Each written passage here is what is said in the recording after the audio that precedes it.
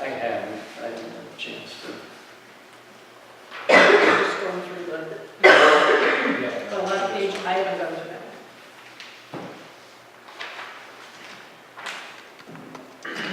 All right, 7 o'clock. Start our Monday, October 7th, Ashfield Selectboard meeting.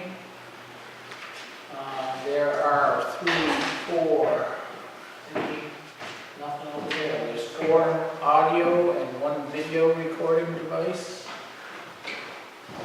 And this is a warrant week, so I'm going to take a few moments here to begin to get the bills paid.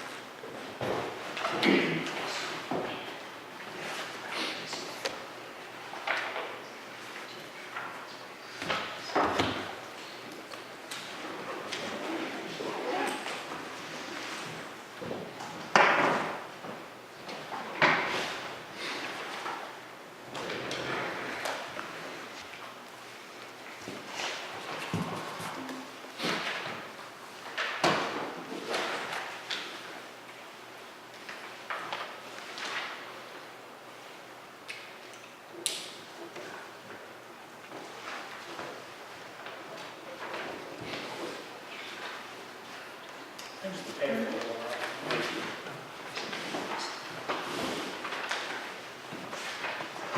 We're a little slow being able to upload the warrants this week, is that? It's been very slow for a couple of months, so much so that the accountant's assistant has not worked from here for a few weeks. It's very slow, treasurer and town clerk have some problems working with remote access databases, but it's the accountants who work on it for hours that way. So I had Verizon come in last week and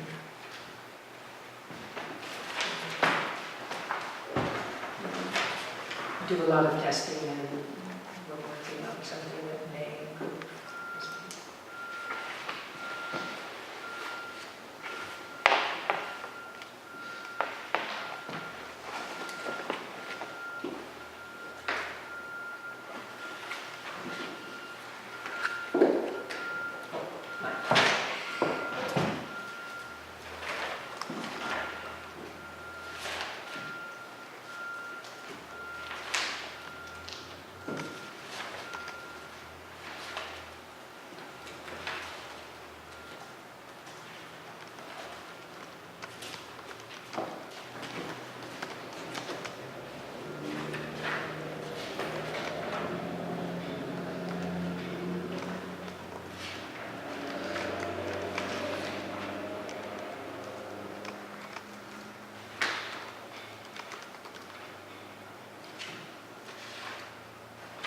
Which one is this tablet? It's not the one she has there. We already did that, right? That's the EMD tablet. The HP pad? Yeah, isn't it the EMD? It should say in the front there. Kayla, will you be the business assistant? Oh, that's what it is. Yeah, that's his grant. EMD grant. That's the tab that comes out. The account number at the top, I just didn't know what he had me, that's why I was asking what it was.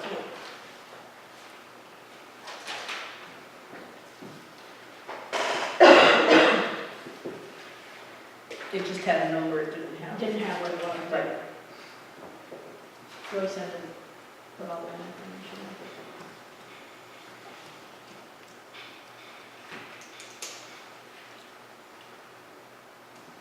It's a special grant.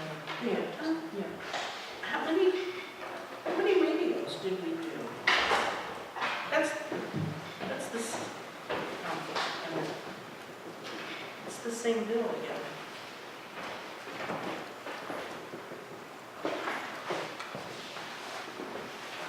What's the same Right. bill again?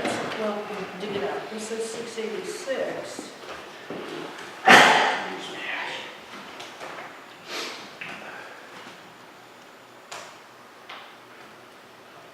I already saw that go by to pay $821.77. I read two of those.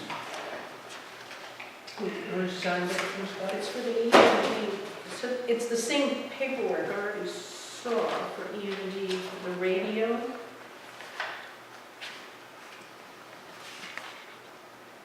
Who submitted it? There's a third one. It must just be different pieces broken up. It's just I keep seeing the same piece of paperwork to go with it.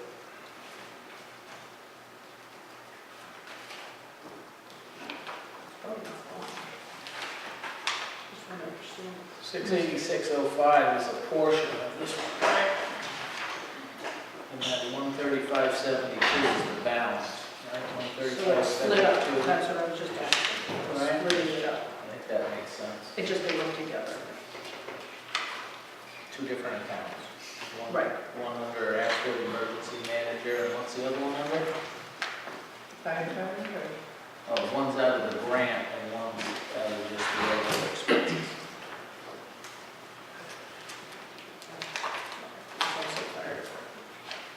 Okay, I think that's what it is. It was the same supporting document. That's what was going on. Okay. Good.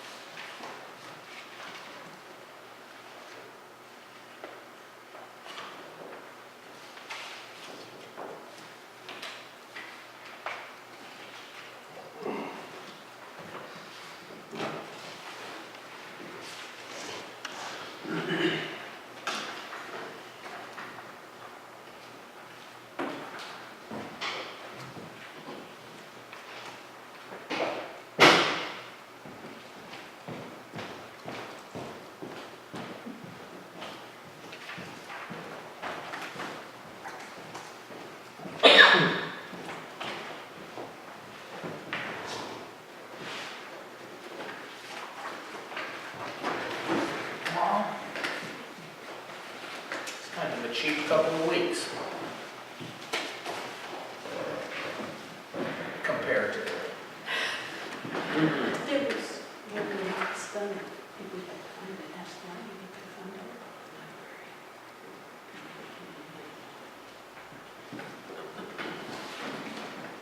Since it's here.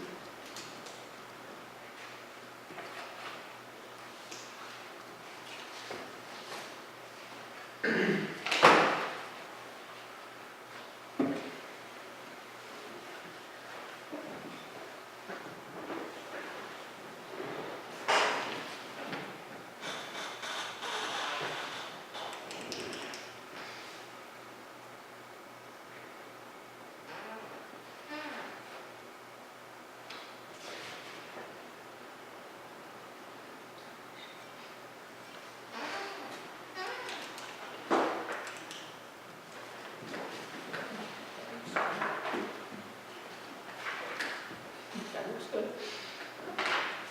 Looks bad, No, not at all.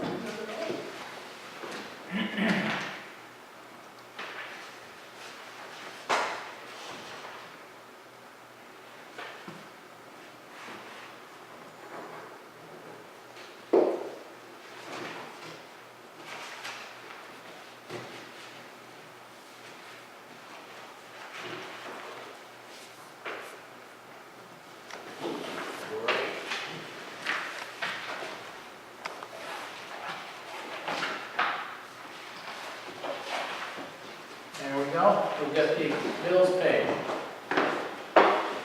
don't want to be like the federal government, shut down. Just put that in.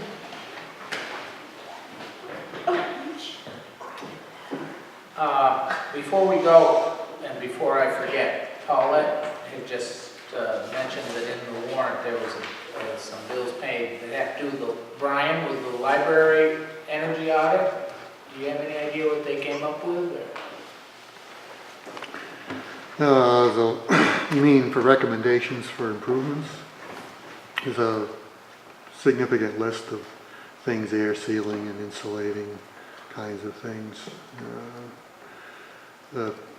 Most of them are relatively small things. The trustees are, we referred them to firm and a contractor in Northampton that was involved in doing part of the audit. They also do efficiency contracting work, and we're going to see about getting estimates on doing a bunch of the changes, recommended changes. When they make those recommendations, they must take into consideration how many hours the library is in use. Yeah. Any building or office or... Yeah. She collected a lot of information. It all goes into a big model that she uses to do the estimating of individual changes, how much that will affect the energy costs. And she comes up with a model and then tests that against what the actual fuel usage was to verify the model and so on. It's pretty sophisticated. Good. Cross that off my list as fast as I wrote it down. Okay, we'll skip over the minutes till the end. We've got a bunch of folks here waiting that we've got appointments with, so Chief? Sir, What's up? not much. You got a grant application? I mentioned this last week. This is a Maya grant under loss control for, this would be for an in-car camera for the Interceptor. This is the grant that the highway superintendent beat you out of. Stole last year. No, that was, they put in for it, we were unaware of it. And, so, good for them. They got the money, and they need it as much as we do, so. So do you need a signature on this? Yeah, I need your signature if you guys approve it, then I just gotta get Laura's tomorrow. So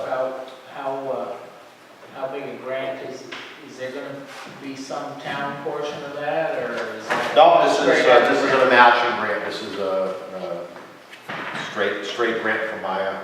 It's under they have two different categories. One's loss control, one's risk management. I think it's under the loss control portion of it. So it's $5,000. They also have a $10,000 risk management grant that the town is eligible for as well, so.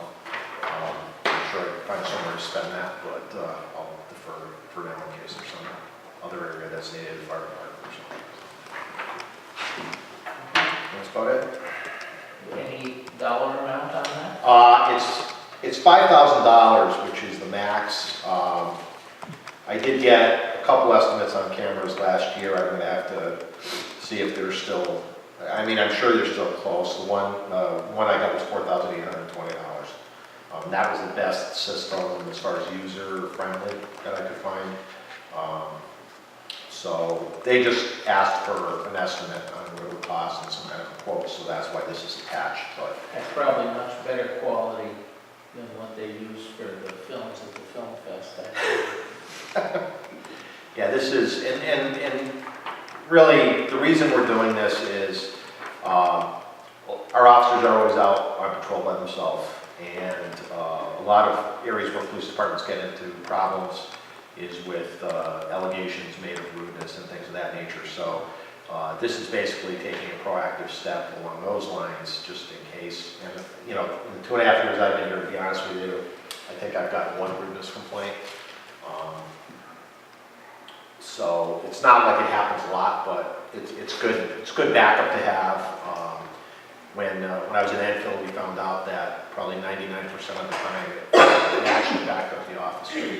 So that's one issue. Then you have the issue of pursuits or anything of that nature. We had the incident last year with the accident over on Creamery Road, where there were some allegations that was perhaps pursuit. So something like this would help the town as far as liability in the event something like that did happen and ended up in a crash or something like that. So it's a good history to document, you know, the operation of the vehicle. This would be set up so anytime the emergency lights were activated, the camera would activate as well. It cannot be erased or edited by any of the officers. The only one that would have the ability to download or anything like that would be me.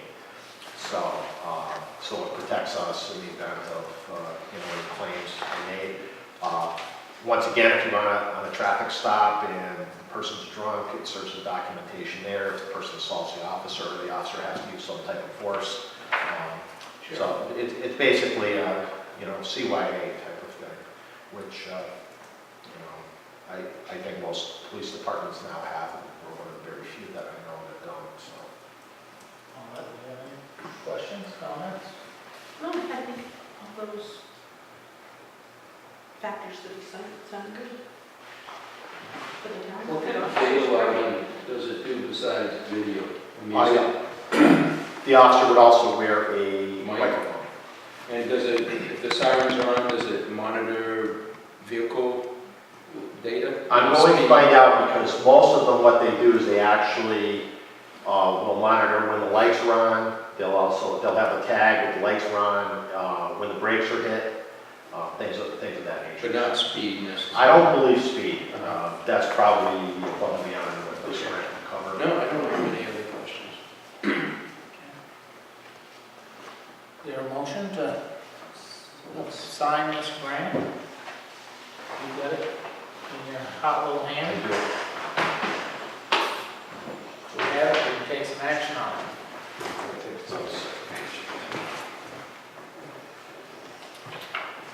I move that the select board sign the Maya Grant Program application for fiscal year 2014, being submitted by the Ashfield Police Department. Droney? Oh. Sorry. No, jump the gun. I'll second that. Any other discussion? All those in favor say aye. Aye. It's unanimous. Just want your signature.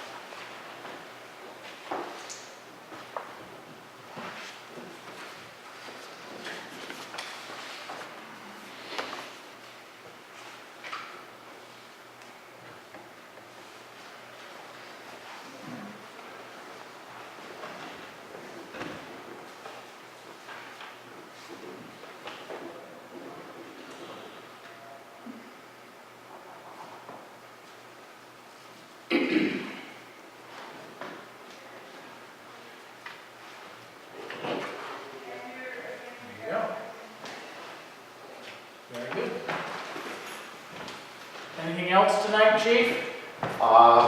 Just wanted to make you aware, just want to make you aware, we had a little bit of storm damage this afternoon. We had the area of Watson Spruce Corner where we had either a microburst or small tornado back in June or July, and a bunch of trees came down today.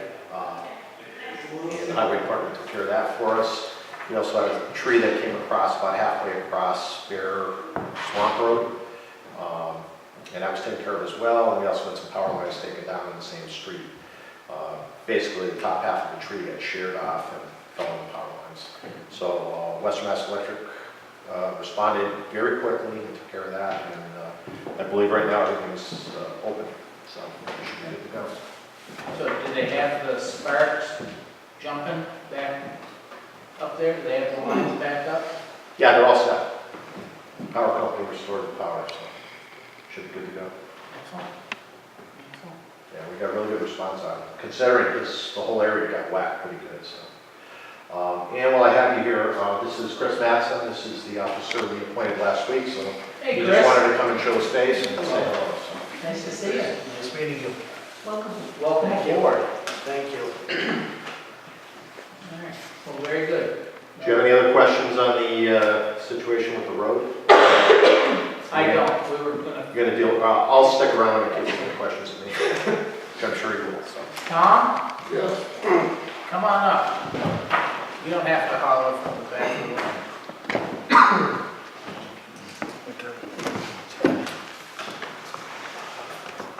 I bet you've got a list. Pretty short one, actually. Good. The only thing, most important to me is this grader.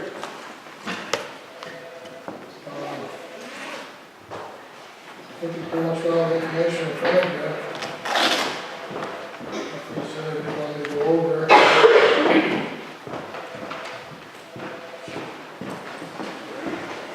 Well, it looks like you've got it summarized pretty well. Yeah.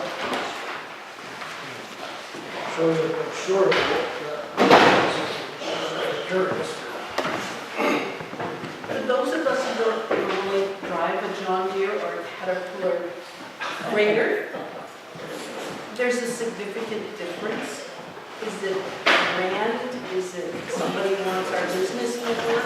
I think it's, someone wants a business line. To tell you the truth, I was very shocked that the difference was as big as it was. And I was pretty shocked that Deere wasn't the low bidder. I think that they might have thought they had a little advantage because they were able to bid a machine with traditional controls, and Caterpillar could not because they don't have traditional controls anymore. Their controls are all down here with joysticks, which Deere is moving towards. Deere also has a similar machine that way, but they offer traditional controls as well. You have a choice. Cat does not. So that option is about $17,000 difference right there. So I think Deere thought they had something going. What strikes me also is if you look at the summary there, it's specified an optional dozer blade, and Schmidt, which is Deere, priced it at $9,550, and Caterpillar is $5,445, so $4,100 difference. The exact same blade, because I specified the blade. I told them it had to be a Craig 805-9 model, the whole 9 years. So that, something's fishy there. I think they- So this is gonna have us set up new grader wing, gonna be able to put our snowplow on it? It's not, it's coming with the specifications, include all the electric equipment. So it's all new? Yep, all brand new. So, Snowplow wing, the only thing is, I separated out as an option is the dozer blade. Just in case we need to have the flexibility of money or not, or. and of course, there was a significant difference in the trading value from. That's the other thing too, $15,000 difference in trading value. So the dozer blade would go in the front Right. during the winter. The No, grader no, blade no, comes as no. part of it because it is a grader. So it's not like you get a Right. extra, you get anything extra. The grader would always hang. middle, and it just, that's why it's great, it comes with it. So On the like front, the front will be equipped to accept either the dozer blade or the snowplow. This piece of machinery requires any special driving certificates by the person who operates it? Not necessarily certificates, but it certainly requires Experience. Experience, yeah. But it's not that hoister No, license we've been No. talking It's about in probably- other scenarios. I'm not sure of the weight of it, but it probably would require a Class B license. That's not an issue because everyone has one, so. Probably don't see that. Is this the one you had up to the yard? Yeah, pretty similar, same, equipment is a little different. How soon? 12 weeks, approximately. Which I'm thinking is gonna fall into place pretty well. If we get it First of the Christmas year. time, First of the year. that's about. Christmas time, we get, Yeah, somebody gets stuck down the chimney. maybe we'll have a ribbon on it. With a big ribbon, yeah. But that way we come all equipped for winter, ready to go for winter. You know, we won't have to worry about stripping winter equipment off of it until spring. What are we trading in? So the current 1985 dresser galleon, So the one that we picked up as surplus, we still have. we still have. Tom, Should tell you the whole galleon the day when we repaired it. seems to be a pretty significant warranty difference too. There is a big difference in warranty, although we can't necessarily use that as a choice in choosing a bid, because we only specified that they had the warranty, and that they had to state what their warranty was. But that is significant. I It is noticed that right significant. away. It It's is. 5 years, $5,000. Yeah. How many hours you put on it a year? We'll get to the 5 years before we get to 5,000. Okay. That varies. Depends on how many real bad winters you get. The winter makes such a big difference on it, right? Some years in winter, it just sits in the garage all winter, they're not good ones. But other years, we send it out, you know, could be out for the whole month of January. And I've seen it running 12 hours a day, 6 days a week, so. So for the one member of the finance committee, Peter, have you seen this already? No. So it's the total bid price, the net plus the optional dozer blade comes in around $223,000, and we had budgeted and approved $285,000. So we won't have to borrow as much, so that's a good, That's a Yeah. good idea. we talked about borrowing 150,000, as I recall. Up to 150,000. Who would drive it? Alan, Taylor, mostly at this point. And we're gonna break in somebody else on it too.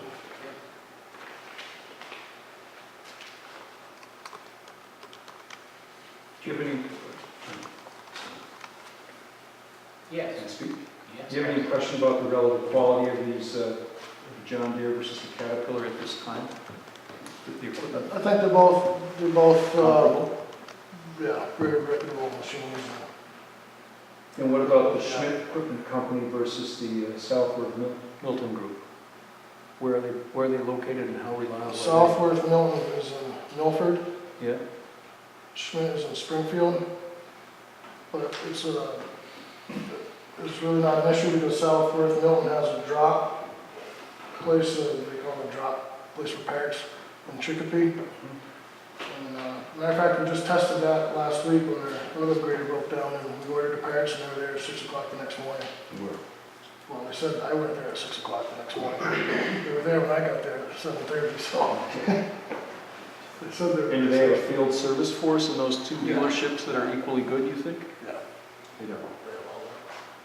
Southwood Milton has probably 8 locations in New England. Yeah, it's a very, And their trucks are around like Horseman used to be, all over. I'm hard pressed to understand what the difficulty would be in deciding between these two columns.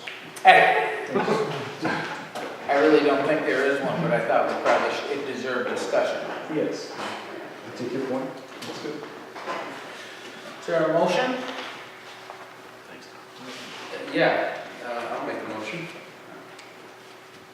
that we authorize to accept that we accept the bid by, let me get it right there, please. We select the bid by Southworth Milton Inc. of Milford, as presented. Second. Any other discussion? All those in favor say aye. Aye. It's unanimous. There, we just bought a grader. We'll figure out how to pay for it in 12 weeks. And just- That's impressive. Well, we didn't spend so much. Comes back to the finance committee. It's funny, I don't see that account listed on the expense report. But we'll have to get that figured out. It seems though we voted $100,000 of free cash in the to balance. Those are borrowed. How did we vote that? Do you remember off the top of your head? Or did we put 150? It's, about to raise and appropriate 80,000, and transfer 55,000, I believe, and borrow up to 150,000. I think that's all it was. I should probably double check that. I don't think anything was ever amended on that or anything that I recall. So it was a transfer of 80. Raise and appropriate 80, transfer from free cash 55,000, 55. and borrow up to 150,000. So 80 plus 55. It's 135. So we're only going to be borrowing. We're going to be borrowing less than $100,000. Good.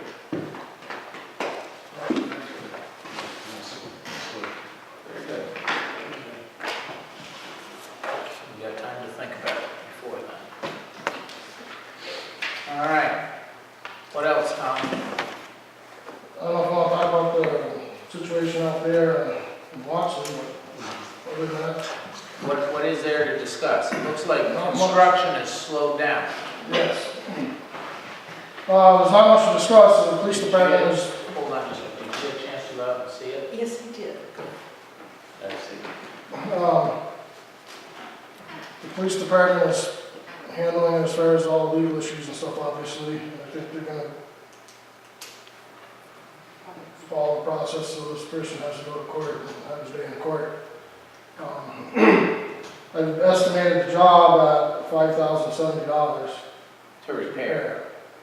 So it's just a matter of the process moving forward. And the process is moving forward. The Tomorrow. way you're nodding your head? Yes. Tomorrow, checking the law that would probably be applicable, looks like malicious destruction of property, which is a felony. So we're gonna bring that plan over to court tomorrow. He'll have his day in court and he can explain why he thinks that's a good idea. So what do we expect that to be? 3 weeks, 3 No. months, 3 years? I don't know. What happens is, we take the complaint down there, they sign it, they give us an oath, we say yes, and then they set the date. So it'll probably be with less than 3 weeks. Yeah, it's usually that couple of weeks. Depends on how busy they are. And then, of course, you know, the wheels of justice turn slowly, so it'll Yeah. take a little while. I do have a question. I'm driving out here and looking around. I found where Ron had pointed out the Dotted lines, the perforations. It's- It seems to me, for being way out of the country, so to speak, a rather large intersection. Is there something that has to turn around in that area? I mean, there are a lot of other roads in town where when they come together like that, it's not quite as big and as wide, and that hole just seemed to be rather huge for the amount of traffic I would expect that it has. It's always been that I way. don't think you'd find it that big if you saw Panama's trailer car on the corner. That's kind of why I'm asking, is there something that happens out there that, They go out there very regularly, because their shop is there. So they go that way to go over to 116. Well, we also have, I mean, historically, you correct me if I'm wrong, but historically, that road has always been right where it is. okay, That road 20 years ago, maybe 25 years ago, had an island in the middle of that intersection. oh, So Okay. when you came from the south up to that intersection up in front of his house, you could go to the right side of the island to head. and now the island's gone out the middle, so now there's a So big area, because before you couldn't drive through the island. Right, and it was hard to put snow, you wouldn't want to put snow in the middle of the intersection. And, but that road isn't any different than I ever remember it being, and it was only, well, it was probably 20 years ago now, but besides Panner Mill's big trailers that come through there, you had the milk truck and the grain truck and everything else, you know, going to those farms there. So that's- Lumber trucks come that way to go to Roberts Brothers. So, So what might happen if it turns out we file a complaint and he has paperwork that proves the road is on his property as opposed to within the town's jurisdiction roads? We as a justice will probably tell us. Yeah, I think what they would do is ask him for the survey, how he made that decision, and he'll either say, here's the survey that shows the pavement being outside of the way, the legal way, or he'll say, here's a map, which wasn't a real survey, and they'll say, you have to do a real survey, and then we'll make a decision. I have no idea what they'll say, but it looked to me, and I don't know the layouts of those roads, but when I looked at some sidelines and some walls and stuff, that the pavement is within the way, right? The legal I way. assume so. I Yeah, assume so. but we'll find out. We'll find out. But either way, I think it's, yeah, there's a process to do that. It's Yeah. not go out and just start jackhammering the road. When It's you, not that process. when you repair it, are you gonna hot patch it or cold patch? How do you, here's these perforations that go down, what? That hole, he's made it, did you see where he made a saw Yeah, cut? big arc, yeah? So we have to saw cut, probably just inside of his saw cut, and towards the center of the roof of his saw cut. We're gonna have to clean cut, then excavate all that out of there. We gotta put hot mix asphalt binder in the bottom, then we gotta put The top on final top of coat. that. And then we'll probably have to put some loam and grass seed on the shoulder. Yep. So it's nothing to. My guess is by the time this all gets done and winter comes, that what he's got cut out is gonna get excavated out over the winter. Some of it probably won't, but Now, where it's been jackhammered and there's all those little holes, so to speak, there's no way to fill. That's just made a place where water's gonna get in and then ice freezes and the next thing you know, that's all crumbling along that edge. So that will all be excavated out. No, that's not it. That's why I say during In the the winter, spring. when the plows are plowing that intersection, it'll come out. Well, so maybe if you wait till the spring, Maybe. it might be less to remove. Chief? Yeah, what I told Tom is, in figuring out, so we could decide what we were going to end up charging him with, I asked Tom to figure out how much it would cost to put that road back in the condition it was in before he did this, not just doing a patch or repair or something of that nature. So that's why it came out, and that's why we're approaching it from this level, because the road was fine until he decided to take a jackhammer and a backhoe to it. So that's why I told Tom, I said, I need to know what it would cost to put that road back in the condition it was in before this happened.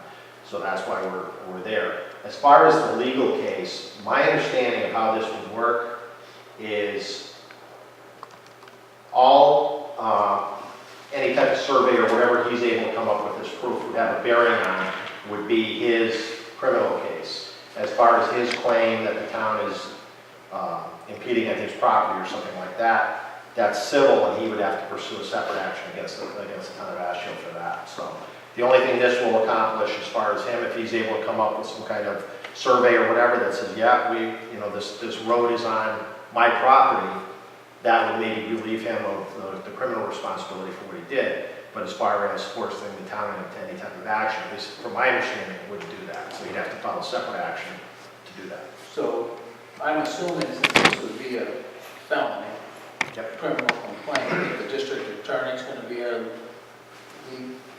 Yeah. Yeah, that's the state, the Commonwealth will prosecute. So the pile of little pieces, or large, of black asphalt that's piled up, and then you can see like hay along the edge, that's what's already been done. That's not old, that's new from this event we're talking about. That was the first try.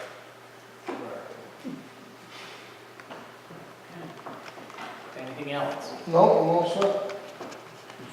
Figure your roads are getting pretty well pulled together for fall. I mean, fall grading, and I know you've been doing some stone and. We've been, oh yeah, I wanted to mention that. Well, we've been doing some pavement, some resurfacing now. Hopefully we'll finish that Wednesday. We only have top to put on Baptist Corner Road, left to do. Wouldn't be any fun to have any of this done before you could get leaves involved. It would have been a lot better. But, it didn't work out. So there's that to do, and then all the roads are gonna need shoulder work. Will be paved, and, yeah, we're just beginning the fall straightening of the dirt roads now. I don't think they're in bad shape. No, most of them, there's quite a few I think that we won't have to do this fall, so I don't know. Are you getting many applications for your, We've got some, I think, coming, but, yeah, we're getting some. when does that close? 15th, so 15th is that a Monday? So, no, it's a Tuesday. Tuesday after Columbus Day, Right. week from tomorrow. Yeah.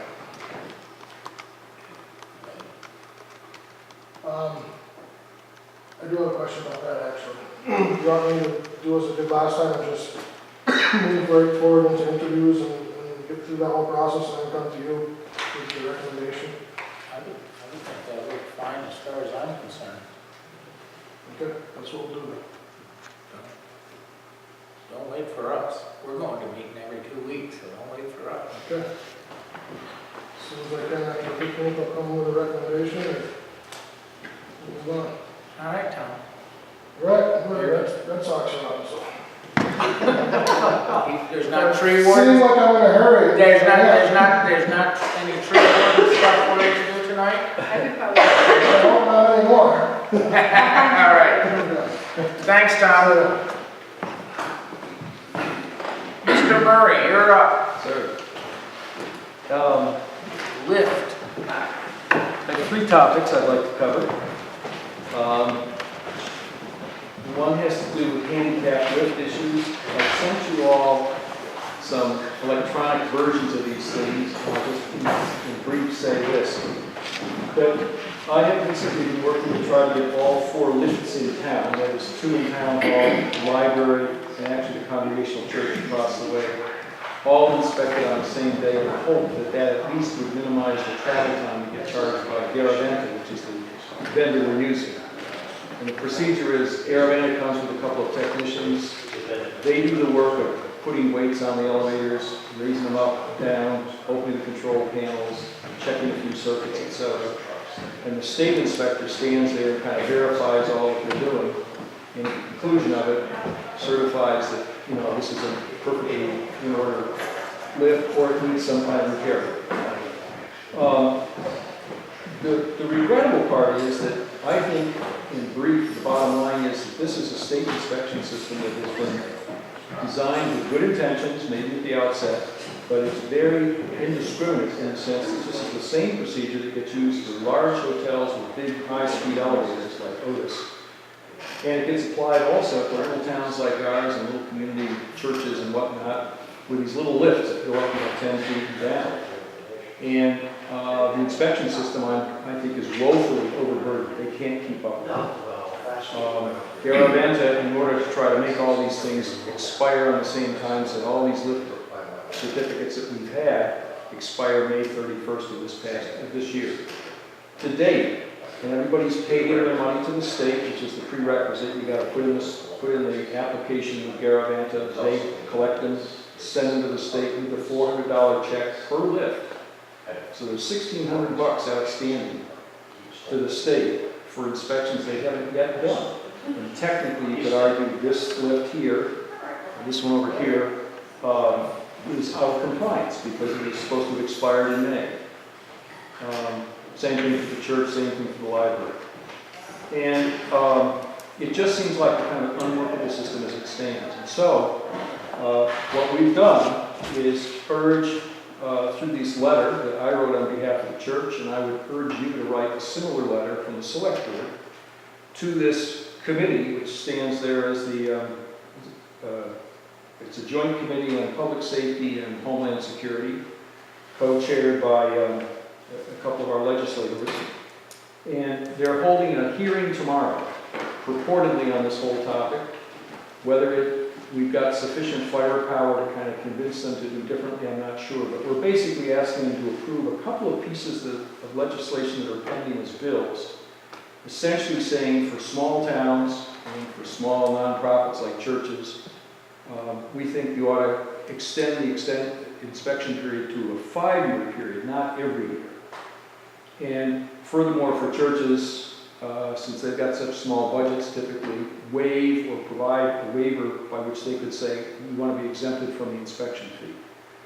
Whether that'll take place or not, who knows? But it seems to me worth at least making the effort to try to convince the legislators to do differently. The second point I would make is, and I think this is a piece of action that we should take regardless of what the legislators do in response to any pressure we're able to apply, is sign up with FERCOG's procurement services. Ron very helpfully last week flagged this for me. And I've talked to Andrea Woods, who's in charge of procurement for FERCOG. And she points out that they currently, in FERCOG, have a service contract for 33 some elevators and lifts within this area, among the member towns of FERCOG, some of which include Heath and Buckland, apparently. The contract calls for twice-a-year maintenance calls at $105 per call. So somebody, presumably from Eagle, would come, check over the elevators and say they're fine or they need some lubrication or something. And then there's an annual service or inspection call at a charge of $290, plus, of course, the Commonwealth fee of whatever that might be, $400, let's say. That's much cheaper than what our church, at least, has been charged for a service call, which is like $760. So the $290 versus the $760 says this is a clear economy that we should perhaps avail ourselves if we can. And there are some additional service call charges in this contract and weekend charges, which are steeper, of course, it's overtime. But on the whole, it sounds like that's a pretty good deal for a town like Ashfield. Eagle outbid Associated Elevator, a competitor, although Associated Elevator had formerly done this kind of a contract, so there's kind of a competitor out there. Bay State Elevator, which is another vendor of this kind of service, apparently was considered very, very high priced compared to these two companies. And my guess is Garavanta is likewise pretty high priced, at least given our experience as a church. Garavanta is the one firm out there that just does small lifts. They don't do big elevators. So they kind of specialize in this area, and that may be why they charge this premium rate. But it's seemingly a good move economically. And what I would urge us to do as a town is to contact FERCOG by May of next year and apply for joining this service contract for 2015. They're in the middle of their current contract right now, but they're going to renegotiate one for next year. And I think we ought to sign up all 4 elevators, because she said they would take a nonprofit like the church as well as the town elevators in this kind of a contract. So, I guess my pitch is twofold. One is that I urge you to sign a letter such as the draft that I suggested to you, and send that off. Whether it gets to tomorrow's hearing or not, I think is less critical than the fact that we at least register the desire to have something done more sensibly than what's currently done. And secondly, and I'm willing to take this on as kind of something I put in a particular file to say that I would come back to you in May, before the end of May or late April, let's say, and have a letter going to FERCog saying we would like to be considered for adding our 4 elevators. We have to list the ID numbers of these things for the contract coming up next year. Any questions? Comments? Would we have to do anything in terms of that elevator business to get ahead of our budgeting season since we're in May? Or would we just budget the elevators like we normally do, and then if we happen to join FERCog, it might cost less? I guess I would argue that we should probably budget for the higher amount on the theory that it's conceivable Eagle might say we're not going to accept another 4 elevators like this. Or the terms are going to go up. You know, they're going to say not 290 this time, but it's going to be 350 or some different numbers. I don't know how to do that. But we ought to, at least in our budgeting, plan for the fact that we're going to have to do this on an annual basis unless we hear differently in the meantime. And I would use the higher amount, I think, going in. Be nice if we could realize a saving. I think you're right. So we don't have to have an answer back before? No, I don't think so. I don't think so. Okay. Why not send a letter to FERCog now, expressing an interest in the program? They can always add it at their end. Right? Sure. When that time comes. Yep. I mean, just No harm. kind of makes sense to me if we can save We're in. a couple thousand bucks. You just said that. I don't know, that should come from this board, I guess. Usually we Well, direct this. I guess my question was, had you thought about contacting the contractor that has the FERCog bid Eagle. I've got a contact there. and say that we missed the opportunity? Yeah. And we have every intention of adding our lifts for next year. Right. Is there a possibility that you would contract to us directly this year for the same amount of money? That sounds Haven't we already That's set a stone. forwarded the money? That might be problematic only because we've already committed to Garavana. Okay. I don't think I can go back on those commitments. We filed the paperwork through them. We haven't paid Garavana, they invoice us after the fact. But I would think in some way that would look like a bit of double dealing on those guys. But if But there's at the a same penalty that $1,000 a day Yes. for being out of compliance, technically you're out of compliance. I know it's not your fault. No, I understand. This is the other little sly piece.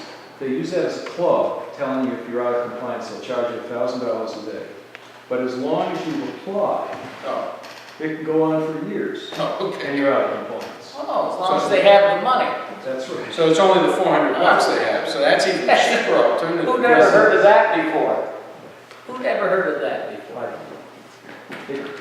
FERCog calls this the elevator tax, because they say what really happens is they keep rolling this thing out, they can't inspect them annually, because they haven't got the people to do it. In part, as I understand it, because they, through some recent legal case, they now insist that each inspector carry personal liability over and beyond what the state's going to carry for them. And a lot of people just don't want to be an inspector on those terms. You're going to see the rates go up, right? And a lack of inspectors. Yes. They just don't have the staffing to kind of pull this off. And it just seems, and I think that the sad thing is this is kind of one of those things that it's catch-22. It's maybe well-intentioned, but it leads to, I think, the prospect of almost a contemptuousness for this kind of regulation. Say, if you guys can't pull this off and do a decent job of it, here you're kind of jerking us around, causing us to pay money. Nothing gets done for it. We get no real service. You could argue the public is maybe at some risk somehow because they're not having properly inspected elevators and lifts. It just seems like a very cynical game. and the state keeps collecting the money, these $400 hits. I mean, it may just be me, but when I go for a ride in this lift up here, I don't hardly feel there's a problem at all. Sometimes I grab onto the side a little when I gotta go to the top floor of the crew. Yes. Yeah. It's a little different situation. The 4 lifts are 2 here, the church and the library. Yes. What about your letter? I see you have one all made out I do. to sign. Can we agree to, I read it, seems innocuous enough, and if the chair wants to sign it tomorrow on your way out of town, or sign it tonight, I'll make a motion. Well, the administrator just told me that this can be in the fax machine or scanned and emailed tonight, so it'll be ready for tomorrow. Well, that'd be great. So, So I'll make a motion that, I didn't realize you had that in your hand there. well, I really just picked it up. Okay. To authorize the chair to sign the letter relative to lift inspections as presented by Tim Murray. Second. Any other discussion? All those in favor say aye. Aye.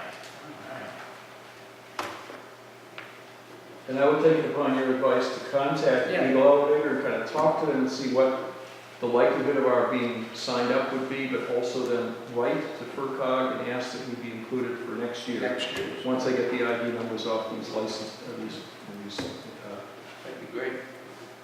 installation plates and so on. I know that we've engaged them to be part of the procurement service of FERCog, but I didn't realize you had to sign up early for this, and it makes sense that you do, so you know how many elevators they're leveraging. And so, So, just so you know, we're sending to Stan Rosenberg, Steve Coolett, and then there's a letter to Timothy and Naughton, who are the co-chairs of the joint committee on public safety and homeland security. So, How long has this been in committee, if I can ask? I don't know that. so you're going to follow up on that for us? Well, Here you go. I will. Thanks, Tim. I'll get back to you. Audit. You want to talk about the audit? I do.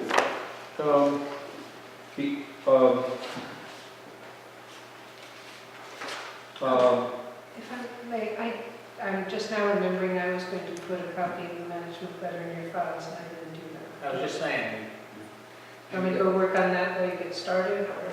well, why don't you work on that and we'll talk about regionalization?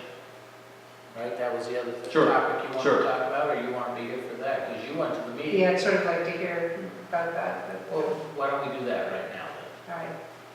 Regionalization. then? Yeah, let's Sure. talk about that. And that maybe includes some other people if you want. I'm happy to yield. Regionalization. This was the meeting that you and Mary went to. Mary went to, yes, yes. This was held in Worcester on September 16th, and it's the 5th Annual Regionalization Toolkit Conference, so-called. A number of presenters were there to discuss various kinds of regionalization, its advantages, et cetera, et cetera. Trying to focus on Ashfield and what pertains to it. This is what I took away, and Mary may have different views on this, but some of these examples seem to be of potential benefit to Ashfield. For example, on the sessions I went to, they talked about, for example, dog kennels and animal control, in which they cited some 12 out of 26 communities in Franklin County are now participating in some fashion. They have a centralized dog pound, I guess, at Turner's Falls somewhere, under supervision by what they consider professional people. They use inmates in some cases to care for and to train dogs, so they argue that this is something that gets... Rehabilitation. What's that? Rehabilitation? Rehabilitation, right? And they say that, in some cases, this is a very apt thing for police who are otherwise overburdened by, picking up stray dogs and all the rest of it. They don't have to worry so much about it. They've got somebody who can do this more successfully. A second area that they talked about in law enforcement was that the sheriff's office is now able to train and recertify police via reserve training type programs. Not full-time training, but reserve training, as I understand it, at lower cost than what it would be to cost down in Springfield, which is like $1,100. Apparently that's a pretty steep rate, but the sheriff's office can do it less expensively, and you can get your reserve officers recertified as necessary. And the sheriff also talked about how they could offer school safety training, which they viewed as quite important in that you Was had... this our sheriff that was talking about it? Yes. Franklin County? Yeah.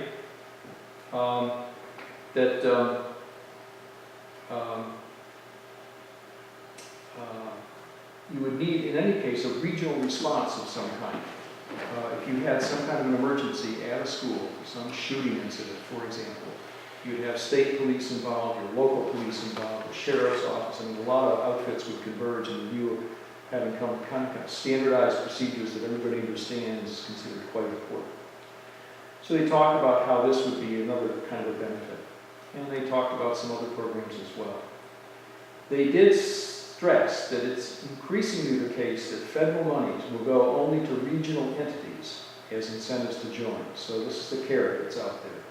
And insofar as the sheriff down here in Greenfield has, all these fancy vehicles and all the rest of it, it's because he represents kind of a regional approach to law enforcement.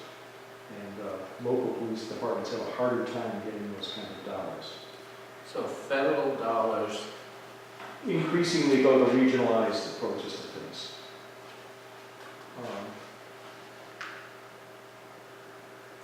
Of course, this week you're not going to a hell of a lot, are you?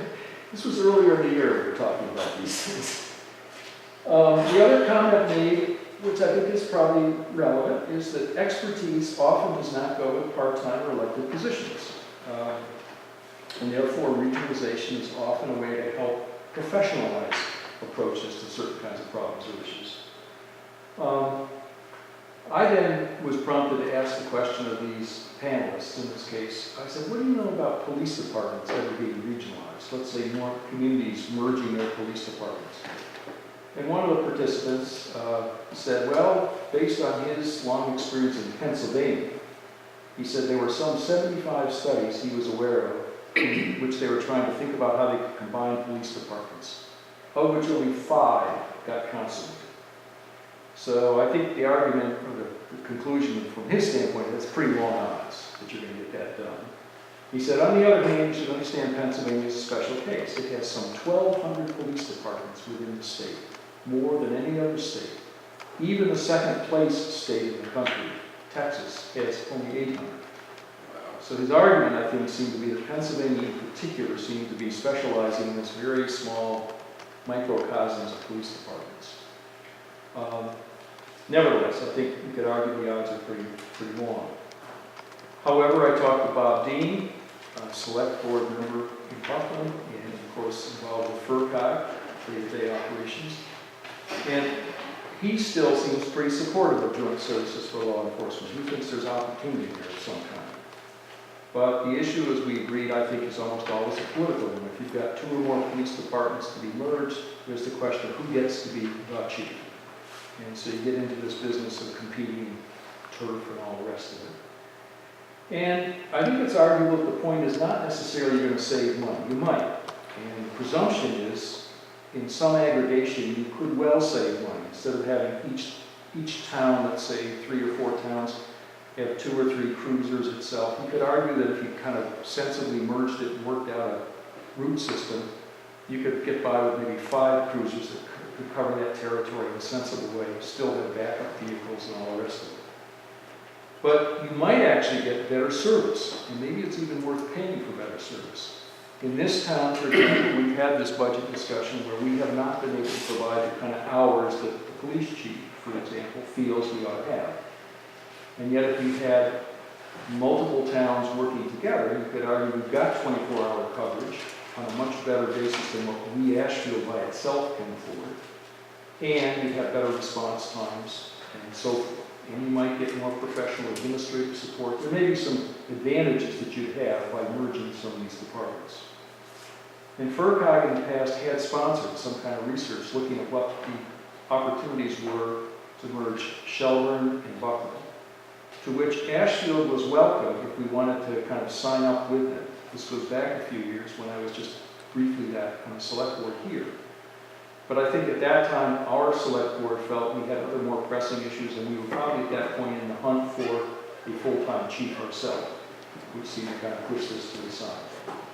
So, I guess my argument is I still think conceptually it's a good idea to pursue this in some fashion. And if there was any kind of research that we could get a little bit more insight to, it would be worth doing. I don't think it would cost us anything. I got the impression that FERCog, in some sense, has funding, or did then have funding, for this kind of research. That we have to provide some information, we could study it, and think about whether this made any sense for us or not. But again, I think that's one of those opportunities which, while it may not be a burning issue today, longer term could be of some interest and would be worth pursuing. From a finance standpoint, I would think it makes potential sense to be more economical with better service. From a select board sense, it may make sense as a way to provide better service to the town. I don't know. Did they cite similar information in terms of the fire department? Being able, so you could conceivably share some equipment, that kind of thing? Paulette, that's a good question. I think it was touched on, and somebody in the audience, not one of the panelists, said, boy, that really is the third rail. Is there somehow, that's even more touching than police departments getting together. And I don't know where that comment came from or what it was based on, but somehow I think it got just flagged momentarily and then kind of swept aside. So there was nothing substantive that I recall about fire departments. Although you could argue in principle it may be a similar situation. I don't know. Mary, what did you? Pretty much the same. I was just looking to see if there was anything significantly different. Certainly one of the things I took away from it is that almost all grants that towns will be seeing will be, as part of their terms, beginning to require regionalization of services. You mentioned carrots. I was doing a workshop that talked about the sticks that go with the carrots, just the increasing bureaucratic demands on small towns, and there was a lot of urging that the solution to that is regionalized services. The CIC grant can be used to CIC? Community innovation, I forget what the other C is, but they're community innovation grants. And as I understand it, they can be used to study situations. But again, I believe, I was just looking at my notes, I believe what I heard when that was being discussed was that really most of the awards for community innovation grants are really only going to proposals that involve regionalized services. What other services are we talking about? I mean, we know all about regional schools. Yeah. And talking about police, I mean, there's some of these county-wide projects that we're in. Did they talk any, I mean, here we've got a regional ambulance service, right? Yeah. Medic EMT Yeah. type deal. And we're part of a regional dispatch program. That was mentioned in here as another kind of quite an issue made of the importance of, having a regional dispatch, but we're all already players in that regard, I think. Anything with highway departments? I mean, it's tough to share. Well, grades or public works, work order related. There was a bit of public works information, although now what I'm drawing from is a somewhat different presentation, and this has to do with ways in which towns were trying to assess the degree to which they were providing adequate services or rendering service in accordance with other benchmark towns. At the Collins Center for Public Management at the University of Massachusetts, Boston, there's a group there that has what they call Municipal Performance Management Program, a set of initials to go with that. And this is basically a benchmarking kind of database that they establish, where they come to your town and you provide a bunch of data, and they kind of crank that in, and you look at your police response times, your highway maintenance thing, your police dispatch performance, crime data, water department performance and stuff. I have to say, I think much of it seems to be predicated on it being a bigger community than what we are. So I think this is the kind of thing which you could argue is a lot of work for probably pretty scant yield. But it's obviously one of those efforts to say, if you all join together, we can provide you some interesting information to show what you like compared to other communities. And that's different from what I think the Department of Revenue would provide by way of an audit team that would come in and actually do a top-to-bottom town evaluation of how you run your town. Looking at the finances, looking at the administration, all kinds of stuff, which I've heard it said is a much more candid and sometimes tougher set of analyses that they kind of really run in your town. They come through Ashfield and say, say you guys in the finance committee, you're missing this, you're missing that, you should do this, you should do that, and kind of a top-to-bottom analysis. This is simply you provide data, you can kind of look at it in the privacy of your own room and say whether you like what you see or you don't. Does the MPO do that for free, or do they? I think they do. pay them? I think they do. It has to be requested. I don't know that it's immediately available. I'm not quite sure what all the ramifications are of it. I don't know that it has an impunitive outcome. I would hope not, but Okay. Well, sometimes it's good to have these benchmarks yeah, if yeah. they take a lot of different things into consideration. I mean, one thing they have to take into consideration would be, the population that you're Yes. serving. Yes, and they describe all the communities they work with, although most of them to me seem to be much larger than us. Agawam, Springfield. I think something like Greenfield would be the Greenfield would smallest. be fine for that. I mean, you've got all the richness and variety of departments and so on, whereas I think we're much smaller fish. I was at a recent select board essentials meeting, and I'll just parrot what Mary was saying, that I think they're sitting on a grant today that a certain portion of it, 50%, big several $100,000 grant, it will be earmarked towards regionalization efforts. And I believe that Phoebe was saying, we're looking to you, the audience, the member towns, for how to spend that money. So if you had questions, I know that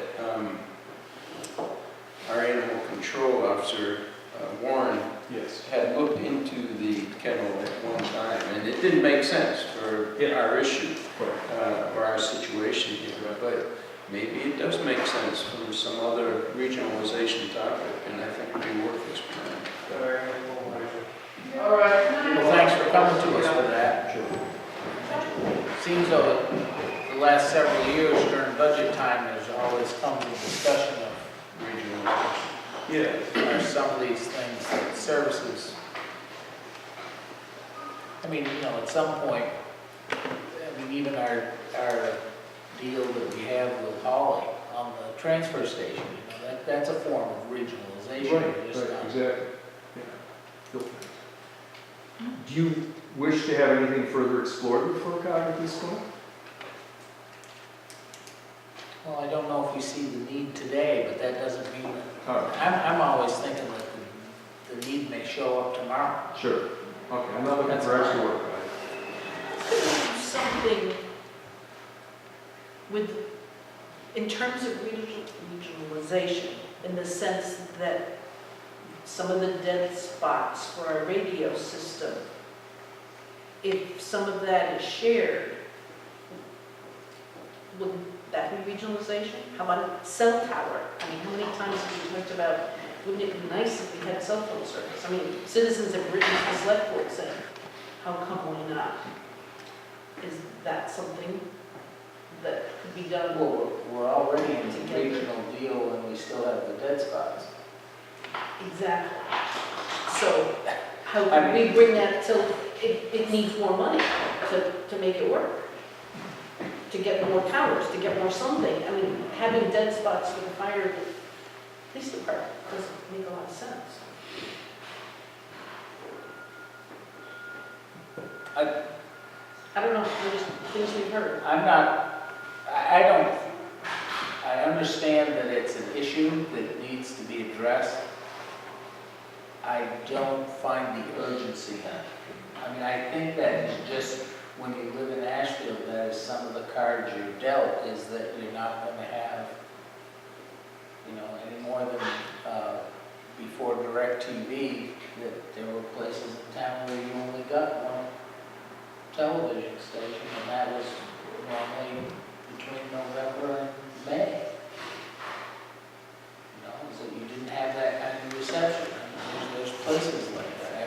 I mean, it's something that needs to be addressed, and I tried to talk about that last week with the police department, and we talked about it 2 weeks ago with the fire chief, is that there's ways to work around it. In Apple Valley, it doesn't seem like anybody's going to work around it. The fire chief kind of has an idea he can work around Spruce Corner by going to Hampshire Control instead of going to Franklin Control, or Sheldon Control. But yes, I mean, there's a place where I'm not even sure regionalization.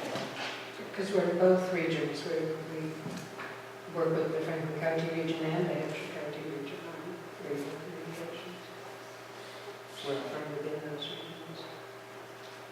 I mean, the day that it's a big problem, it'll be a big problem, right? Exactly. I don't know, I'm just looking for, it just seems like cell phone service has just been begging for years, and I don't know if that's regionalization in the sense that if we had a tower, does somebody else in other towns get to share the benefit that now they don't have? And we can do something with that? That would be something I'd be interested in, because the cell phones, as Brian pointed out a week ago, 2 weeks ago, could help solve the problem in some of those areas where those radios aren't working. I suspect if you ask the police department and fire department people how they would rate cell phone service as a public safety enhancement in town, it would have to be very close to the top, if not the top thing that could be done in town. I also comment that my impression is the reason we don't have a cell tower is that we have a zoning ordinance which makes it essentially impractical to put a cell phone tower in town. I see that as the number one impediment to our having cell service in town. The trend nationwide is, we see it with Verizon here, is to decrease and eventually drop support for landlines. They're starting to do that in communities that were wiped out by Sandy. I don't know if you've seen that in the paper. The telephone companies are refusing to go back and rebuild the landline structure for them. Future is cell. I saw an article on, it was amazing to me how many households don't even have a landline. Yeah, the story I read showed numbers of landlines have decreased from something like 180 million to 100 million in the last 10 years. And the cell service is becoming an essential service in my mind, just like landlines used to be considered.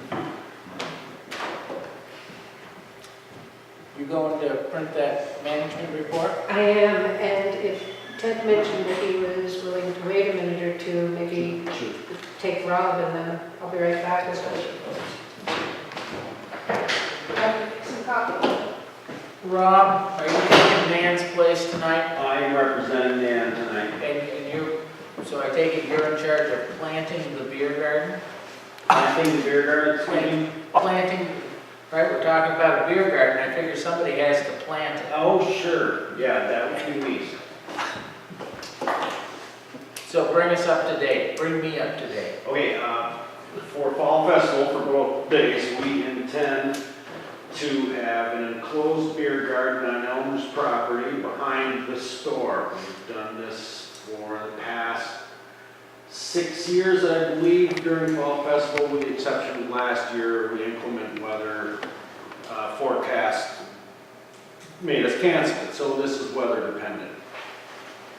And like I said, it is enclosed with temporary fencing. You cannot access the beer garden unless you enter through the front door of the store and exit through the front door of the store. So that we're in compliance with whatever local or liquor laws pertaining to our license. So is it just beer or beer and wine? It will be beer and that's in step with the license that you have now. we have a full license. We can serve any kind, we can serve full alcohol if we choose. We just choose not to because it's just too much of a hassle to set all of that up. And most people would just prefer to have beer and wine anyway. So for the most part, you're in here to inform us that Elmer's is planning on doing the same thing that they've done the same number of years on Fall Festival. Correct. And possibly field any questions about or concerns about the beer garden. Have there been any? To my knowledge, I've never had any official complaints. I've never, I haven't heard any trouble caused by the presence of it from law enforcement. Or any problems administering it right there during Fall Festival? No. Store is staffed well enough and keep track of it and things. Absolutely. It seems to Yeah. work out fine. So since you already have a license to sell liquor, beer and wine, because you control the access, you're not looking to get another license, you already have. No, sir. So you're informed, it's a courtesy that you're. It is the courtesy. Well, thank you. And it doesn't involve the road. No. It has nothing to do with Elmer's though, but beer and wine. Right now, as far as the chief and I both know, there's no open container bylaw for the town of Ashfield. I've asked other, like, Doug Field, I've gone around and asked them people.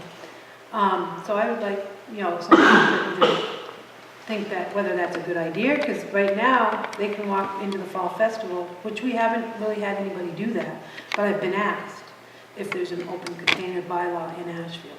So just thinking ahead of the game, if that, gets out of control at some point, maybe there should be a bylaw made to prevent that. Buckland's the same way, as far as I'm aware. They don't have an open bylaw. I don't think there's one that would preclude anybody from bringing beer or wine or whatever, just sitting down here and enjoying our meeting. So you can't have it in town hall. Yeah, that's a function. Wish I'd known that before the meeting. Yeah.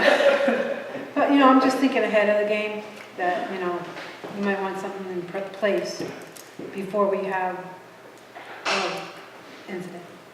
We don't have a really good history in Ashfield of the bylaws being presented and just wheeling right through. Yeah, I can imagine. I wouldn't suggest that it would go with. That would be rather difficult with so many people coming and going at Fall Festival.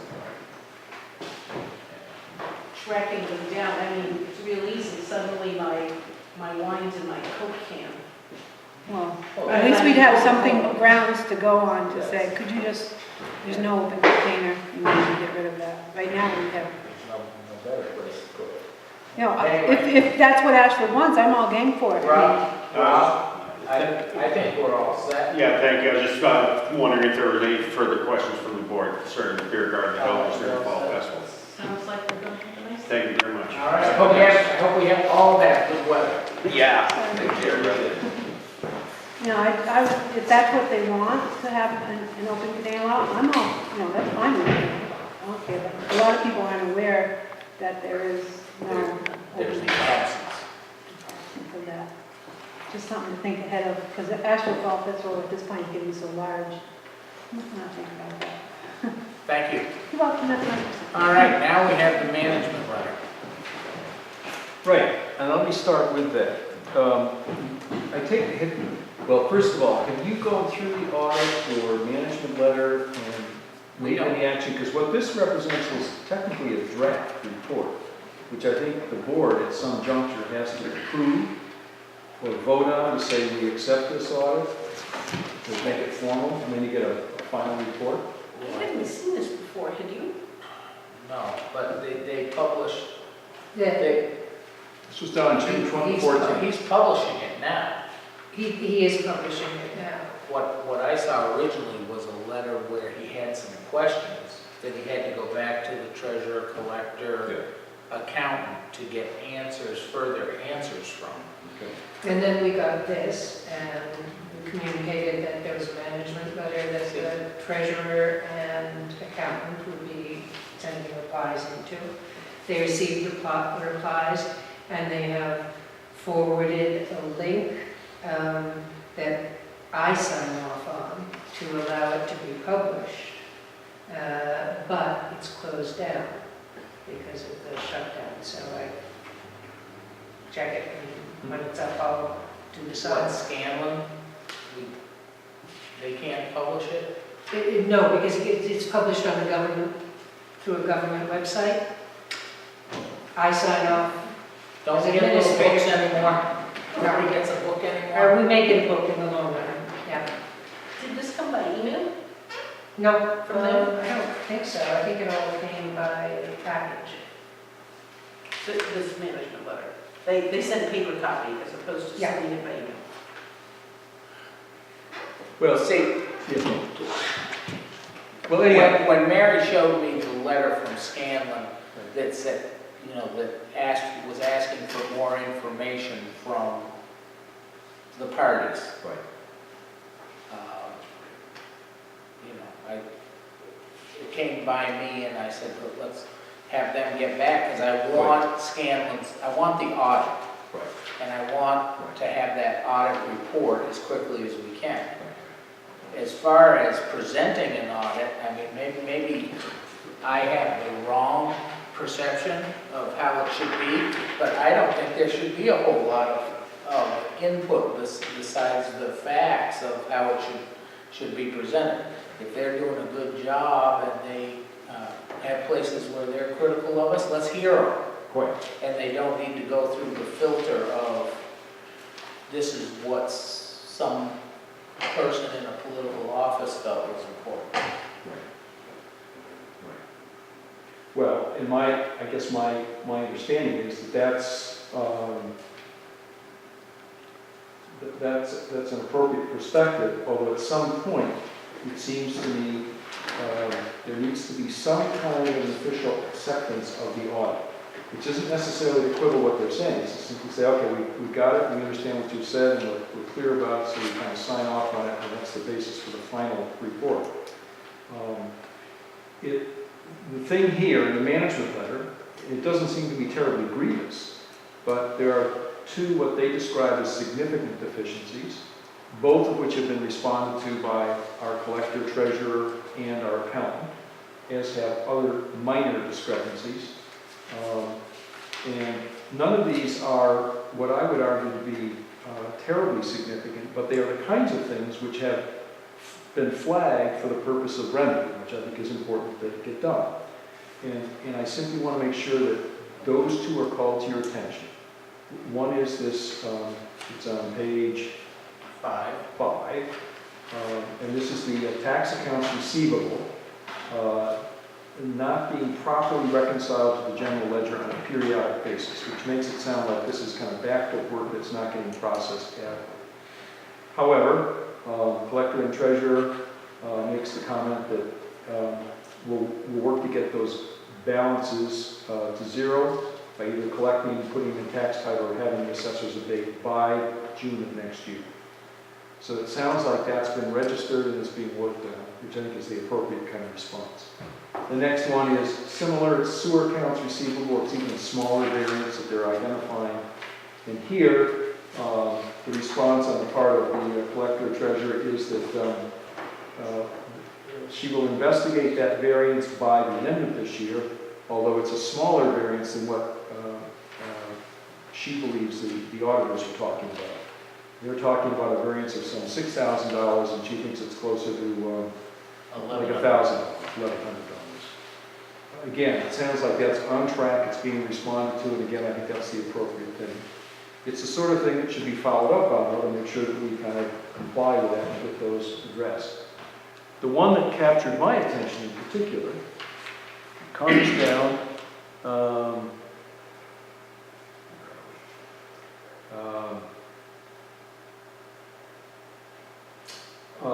page 9, which speaks about the advisability of developing a financial policies and procedures manual. This is one of those things that we have flagged within the Finance Committee as a potential project for this year. We haven't gotten anywhere on it, but this, I think, kind of substantiates what I felt, and that is that we in Ashfield, albeit a small town, informally managed, I think honestly managed, there's no corruption and integrity problem that I see. It's the sort of thing where we probably should do a bit, kind of more of a downtown analysis on what we're doing and how we do things. For example, we talk about free cash, we talk about stabilization account and so forth. Well, there's some best practices out there which have been codified to the point where it would be good for us, I think, to kind of capture those and say, we too in Ashfield think that we ought to, 15% of our budget should be in stabilization and free cash. yeah, something like that, and kind of get that down. I think it was Ron again who gave me a copy of Amherst's financial policies manual, which is a pretty nice piece of work. It's again a bit more sophisticated and probably extensive than what we would sign up for, but it's the sort of thing that I think gives some kind of consistency and guidance to what we're trying to do here, so that people at annual town meeting can know what we're aspiring to. But this is what our target is. We may not be there, we may be over, we may be under, but this is kind of the guideline we're trying to follow. Likewise, that's a very appropriate place, as Amherst does, is to kind of get more concrete about what we want in our auditors. Again, this has come up earlier, where we kind of informally said we think we ought to change the auditing team here on some regular basis. Amherst tries to do it every 5 years. At the same time, they note that there are not that many competitive firms out there, and so it may not happen, but at least you change the partner in charge.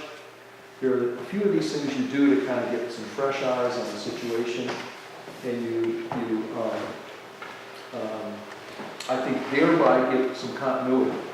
When I step off the Finance Committee, or somebody else steps off the Finance Committee, somebody else who comes and says, okay, so this is the set of guidelines we're trying to follow. It just helps this can flow a bit better.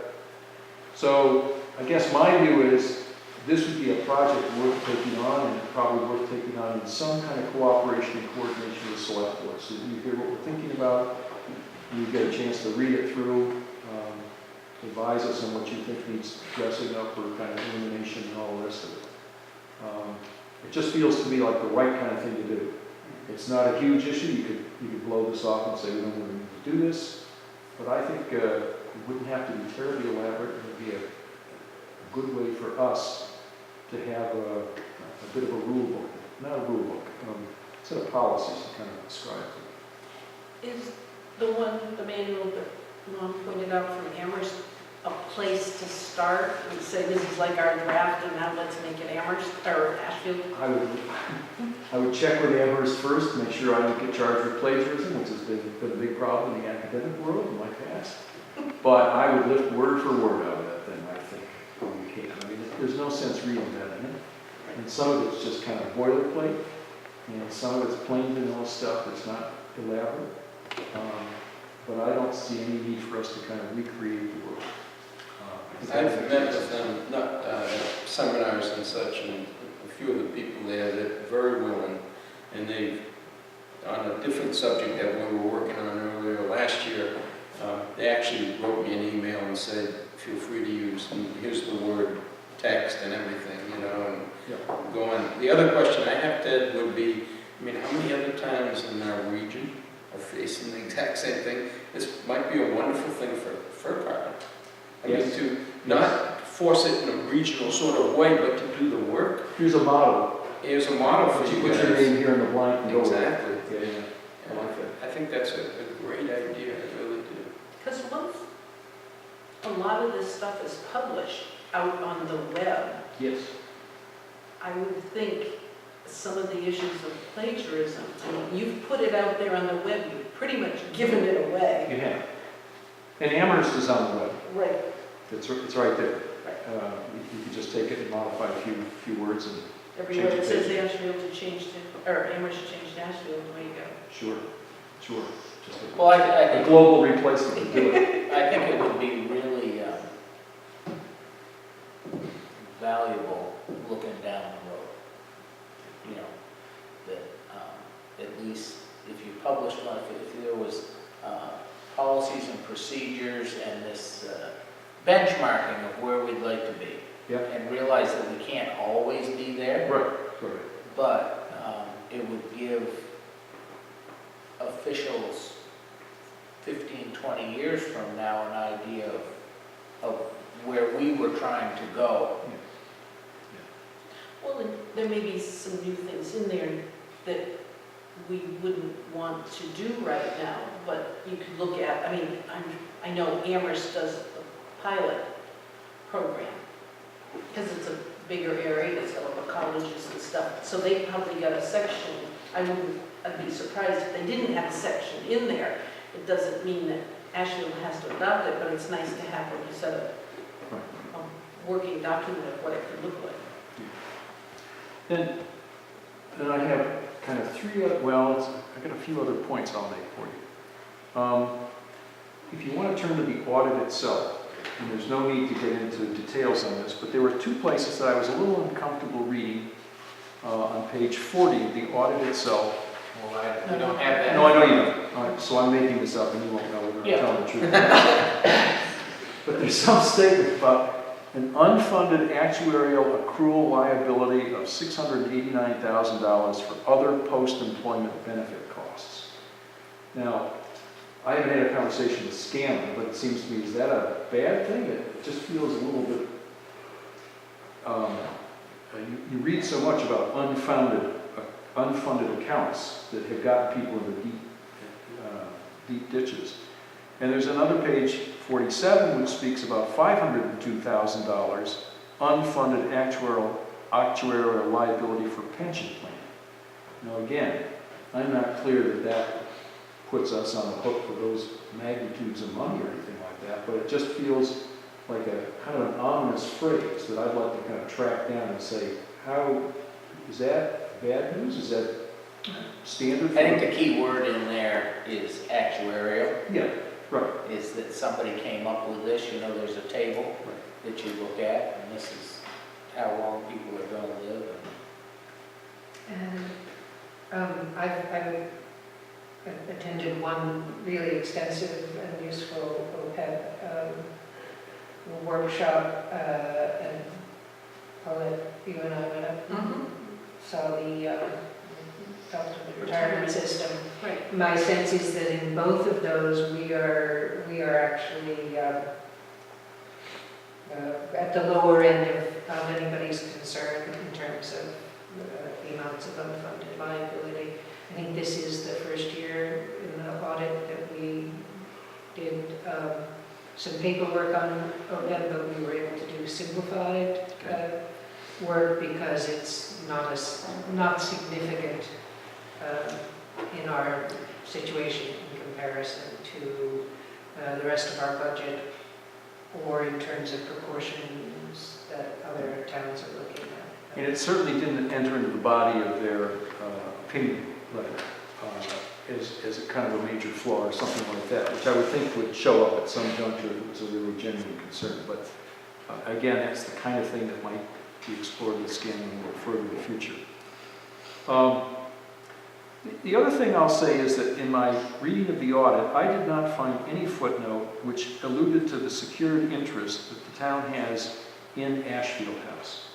Now this goes back to other topics to be sure, and again, you could argue that it may be in their judgment somewhat immaterial, but we have determined that we literally have, given the documentation, a secured interest.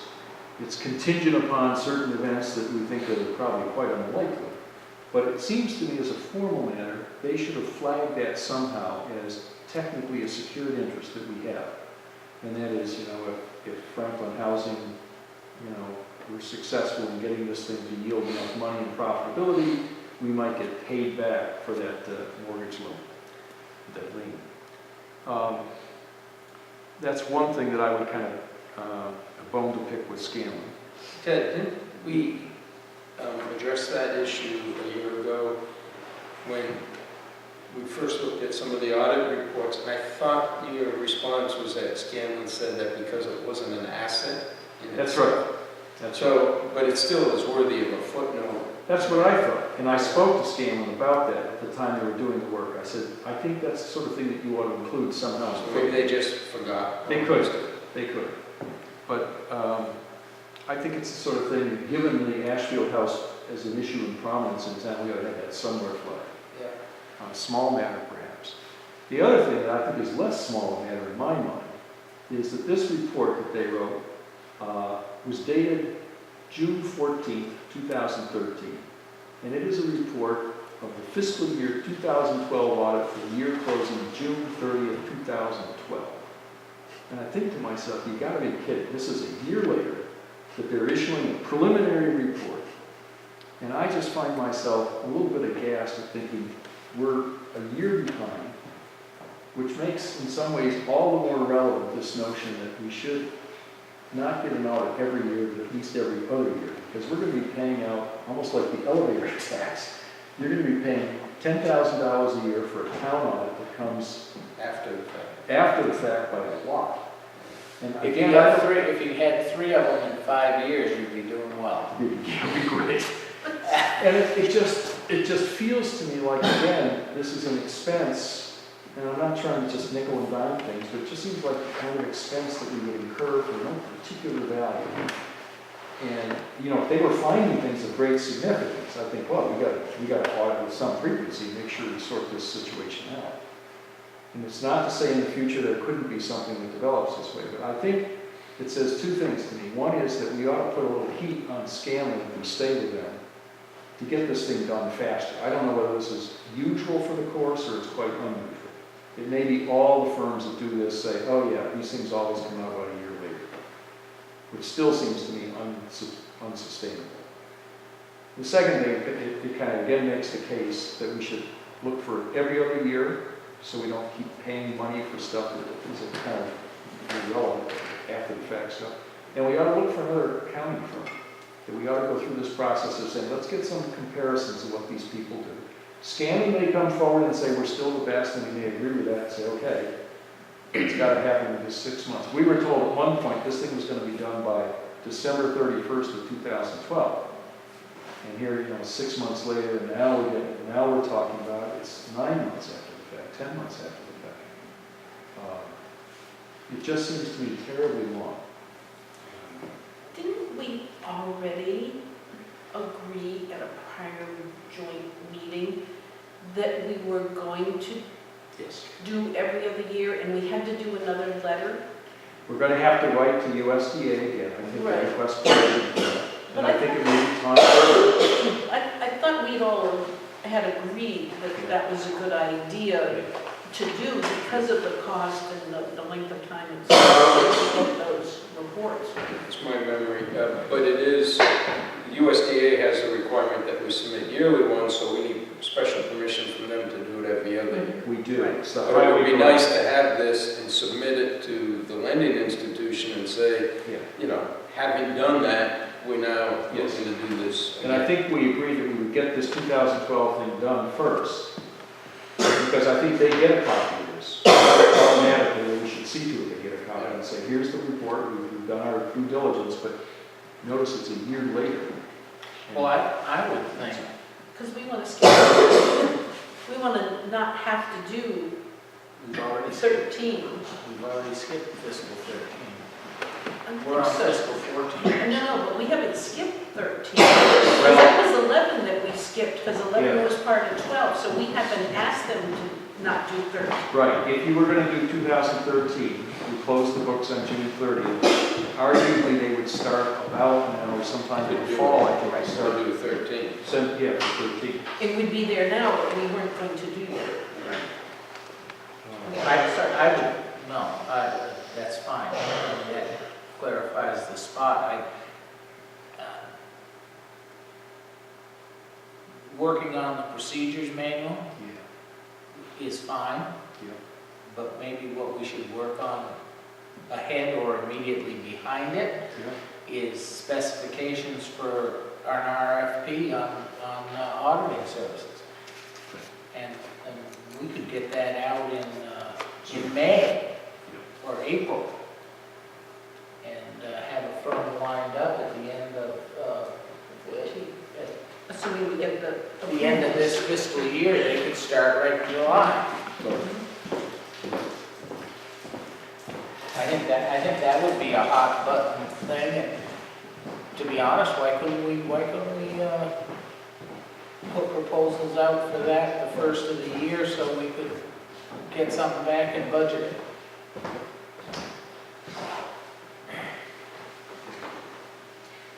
I do think one of the things, and you've got your computer all tuned up, and probably somebody else has it, but when we got the email on the free cash, Yes, I have that. $322,000. I thought what was amazing in that was the small amount of outstanding tax liability. Yes. I mean, in the management report here, when it's talking about reconciling the accounts and so forth, Yep. you know,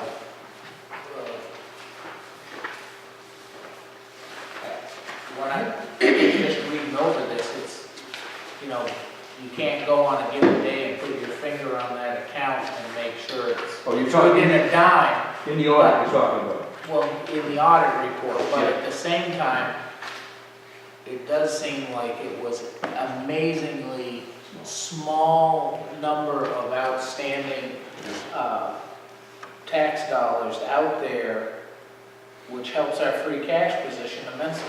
Yeah, I had the same impression. Did not mention that. I mean, we can spend a lot of time talking about things that may not be exactly the way we'd like them to be. But boy, when something's as good as that small amount of outstanding, you know, for the taxes that are levied over a long period of time, I mean, we're looking at 6 to 8 years.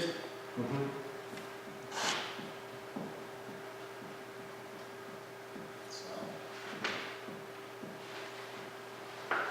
I just thought that was worth noting, is that our tax collections, Pretty good. well, it doesn't only have to do with the tax collector, it has to do with how good the people are in town at paying their taxes. And having the ability to do it. Where does this stand, Ted, if I can ask you, the management letter and the audit, and they're usually two separate documents, right? So you can hand off the audit without handing off the management letter. I've also seen them combined, but who's waiting for what right now? Just the Website. stated, right, we're waiting for the Yeah? federal website to come back up so that I can sign for the town and so that Tom can sign for Scanlon for the auditor, and then it'll be published and it won't be a draft. And they'll get back to you on some of these issues that you had at Ashfield House and so on and so forth. Well, here again, this is one of the lack of clarity. They basically write this report for the select board. And the finance committee, I don't think has any particular formal role in this. It's just that I'm kind of raising my hand and saying, it seems to me at some point, you ought to have the finance committee in here looking at this thing and reflecting to the select board what we think about it. Absolutely. And then you're the final decision makers, I don't think it's up to us, but in my experience, that's the way it's done. It gets passed through the finance committee, we look at it, we analyze it sort of on your behalf, this is what we say about it, and you say, well, we should, change this or do that, or whatever, ask these questions. And that's something that's kind of a link missing, as I see it right now. Yeah. So it's kind of automatic, if you will. If Mary signs and Tom signs, Tom Scanlon, it gets done. It's not. This could be part of that operations. Yeah, I think so. It's just that there's no clear flow of how you want the information to go. That's how we almost lost a year because of that. I mean, that 2011 just kind of slipped by. Right.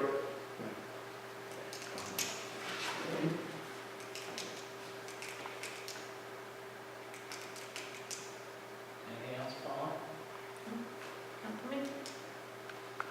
Thank you. So it sounds like you've got your group, you've got a couple of tasks. in front Yes, of you. we do. Yes, we do. I don't think the group knows that yet, but I'll inform them shortly. Yeah. Let's see what we can do for you. Oh, here's a question. While Ted's here, did anybody ask the accountant about my idea of, She said it was all right.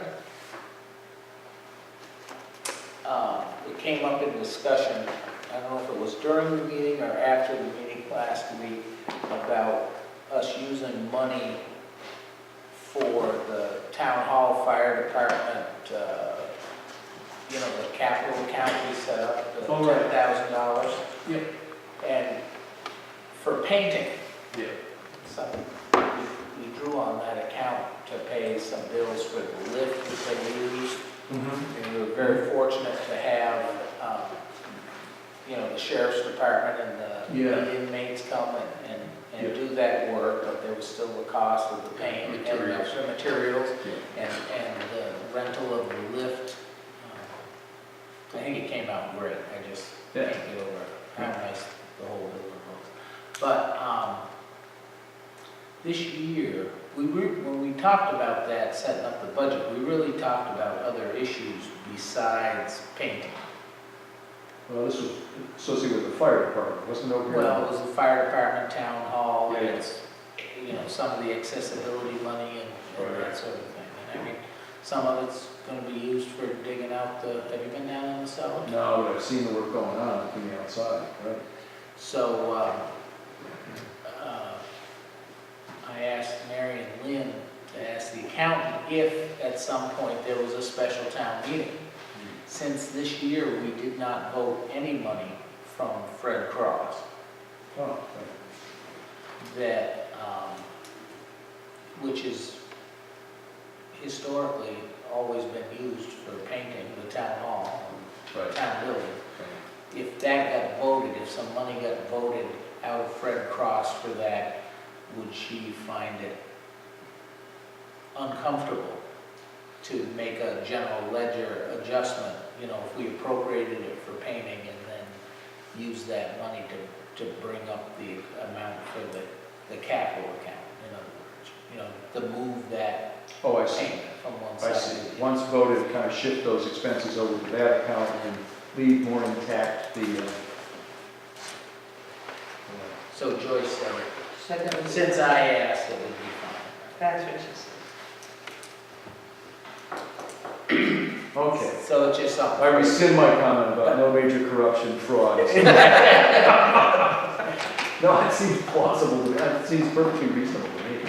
So, I'm no accountant, it just seems, I mean, we don't have a special town meeting scheduled, and hopefully we won't have any, but if the opportunity showed up, that would be a way to stretch those yes. other dollars.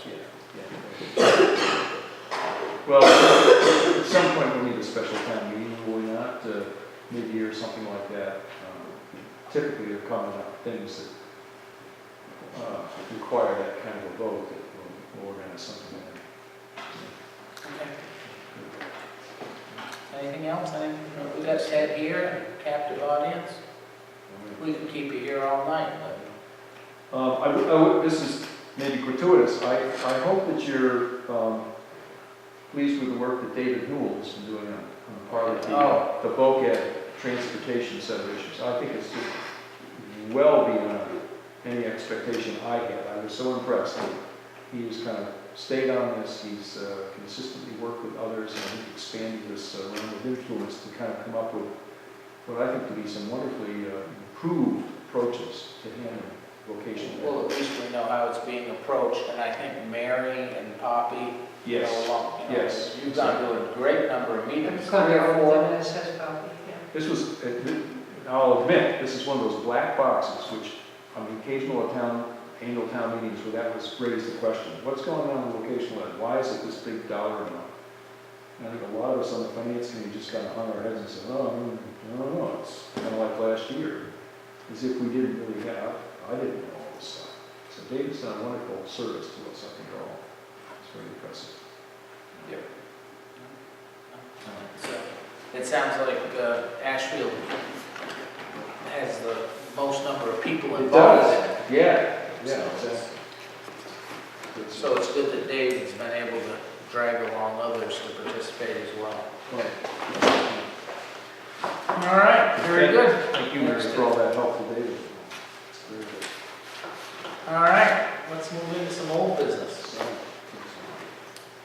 Oh, no, it's always great. It's only 9 o'clock, we're just getting tuned up.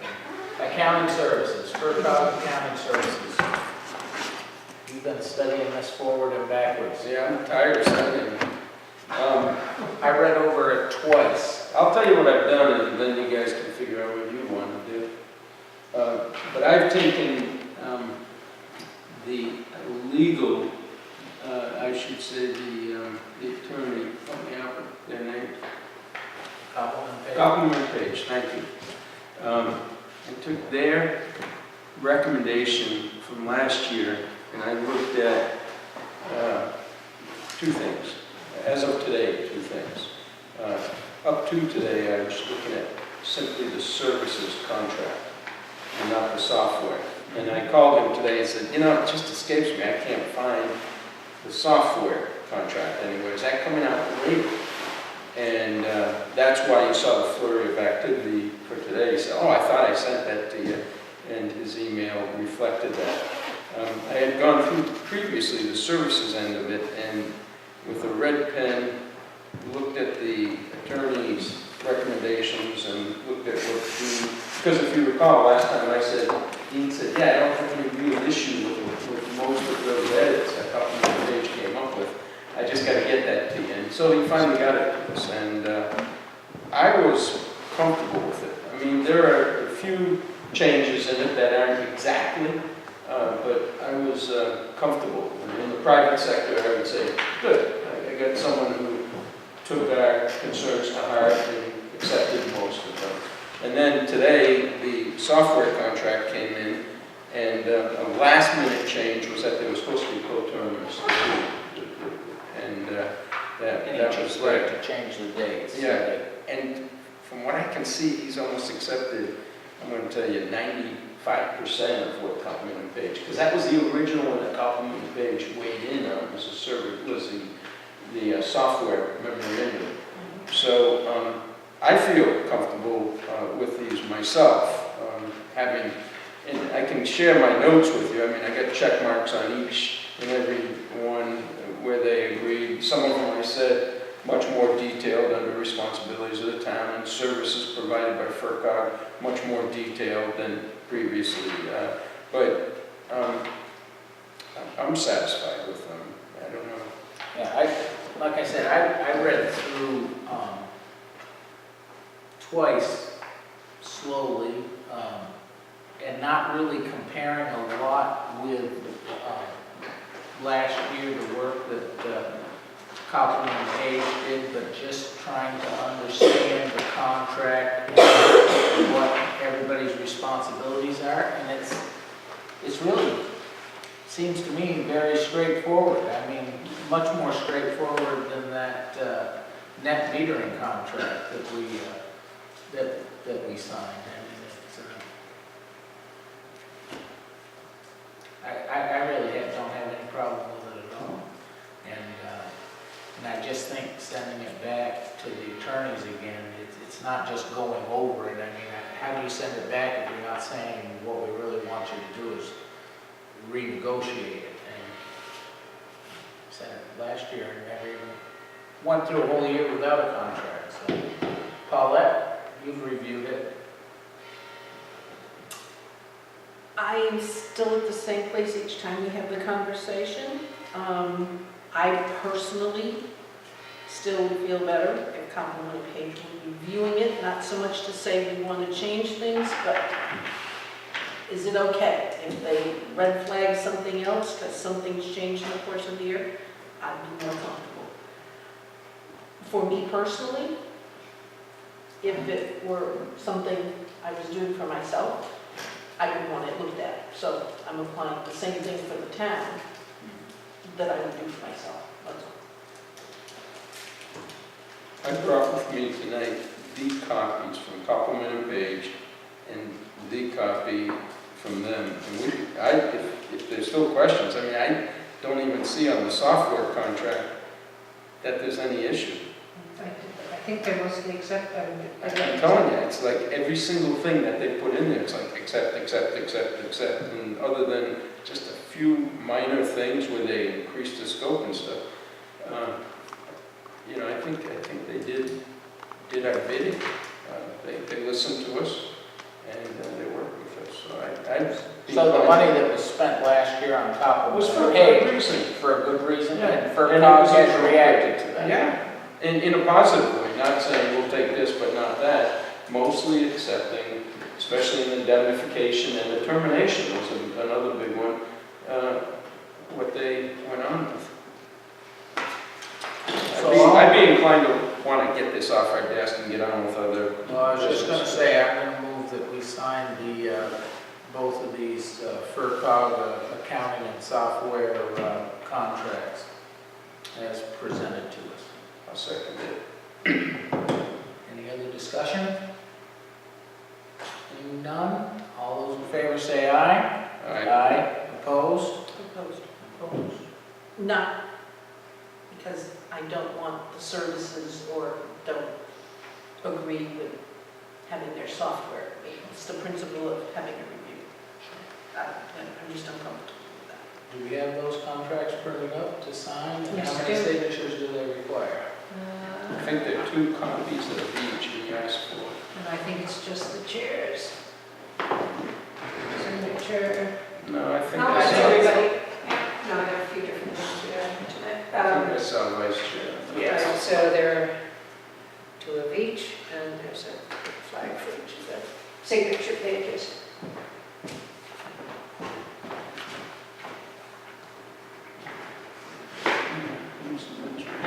All right.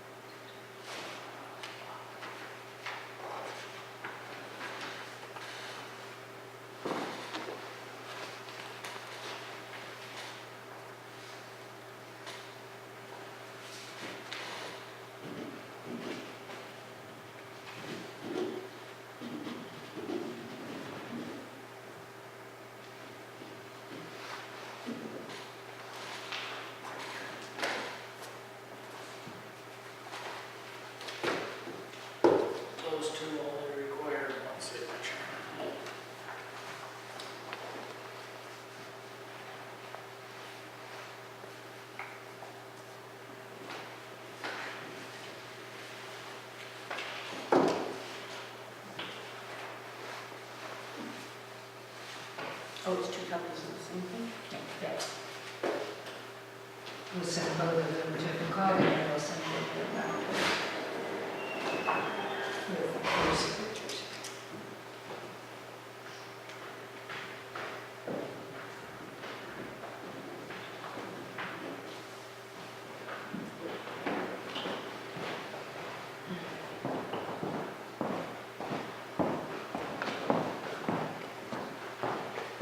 Sorry, that's it.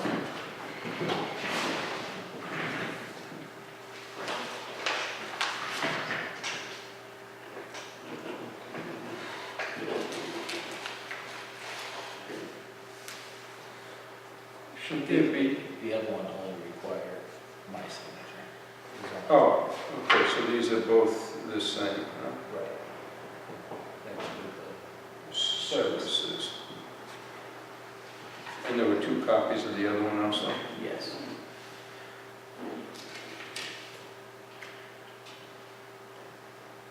How did these get signed by, this is a new thing, by town council? Is that, because you were I talking haven't seen- about I haven't Linda seen that. signing them. Yeah, I haven't seen that before. I thought, but there's a- maybe I would call Bob and see if I speak to town council, if I can just initial it for her. Okay. But you need the accountant.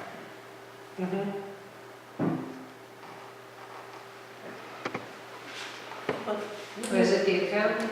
Wouldn't Donna be signing on behalf of FERCog? Because she Says helped draft their approved as contract. to legal form.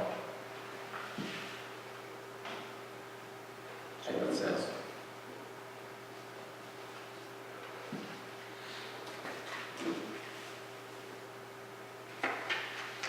I thought I'd call him and ask him about that in general. It's something new, I haven't seen before. There's a spot for your signature if you're inclined.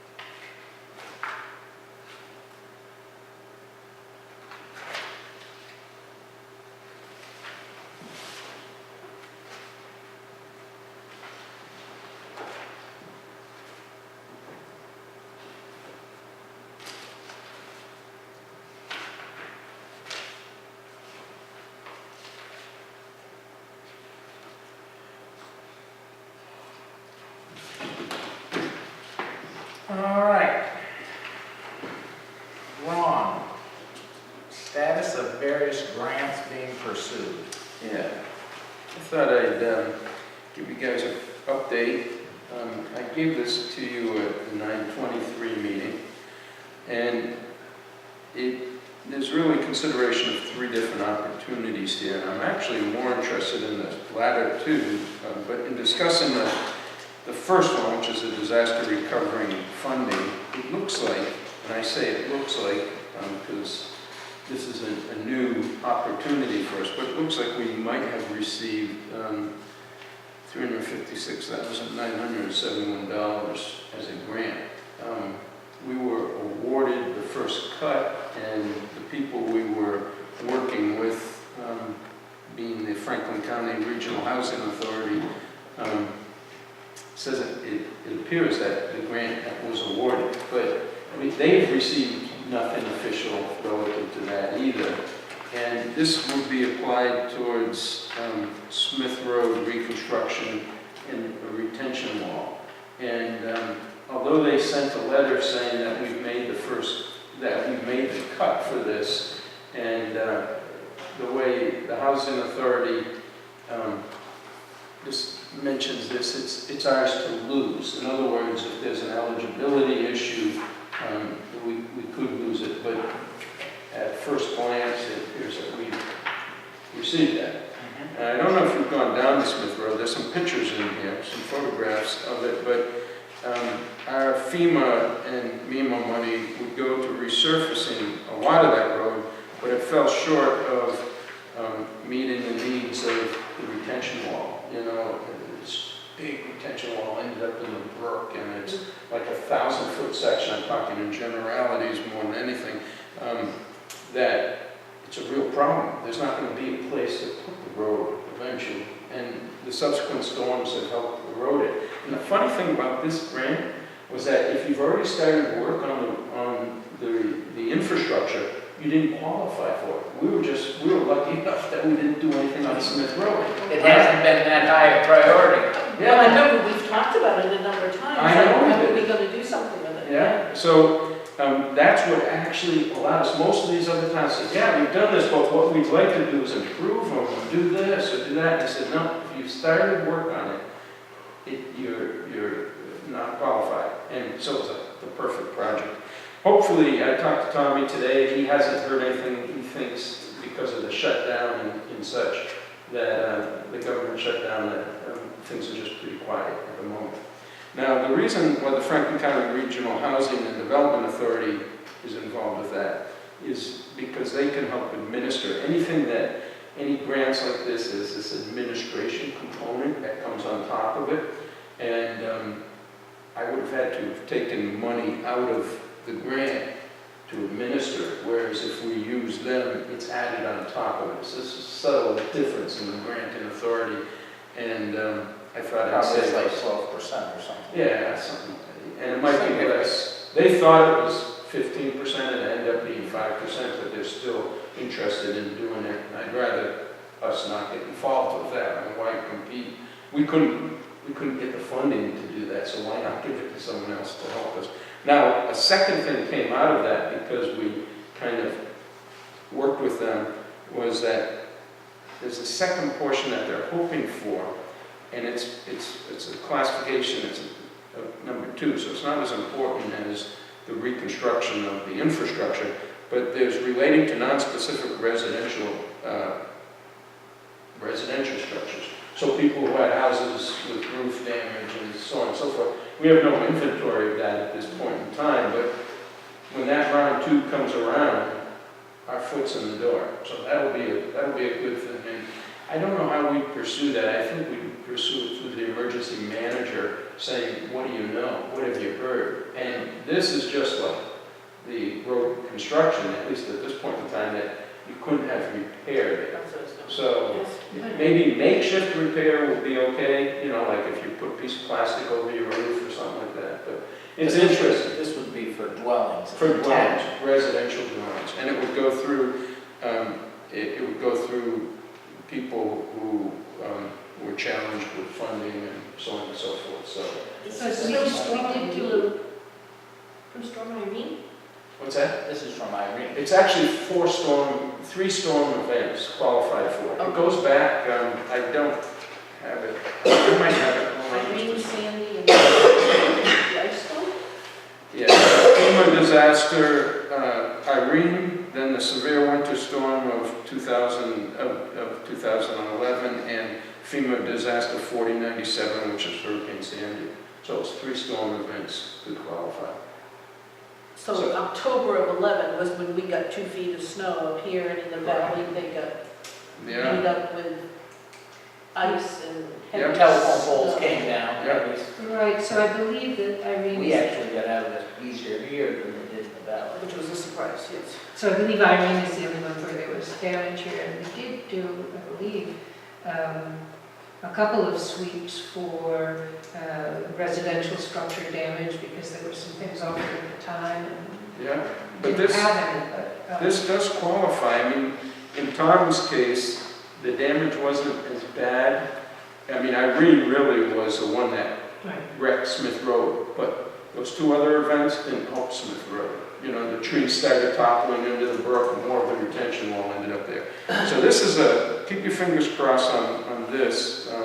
That'd be, 356,000. yeah, and that would pay for, hopefully, for the Gabion wall and maybe an alternative, maybe boulders. He had boulders piled up there before.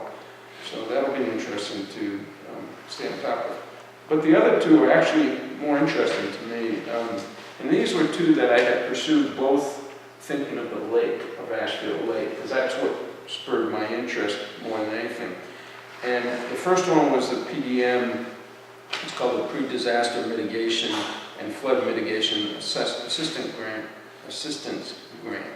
And that was the one where it was 75 cents on the dollar, we had to come up with the 25 cents.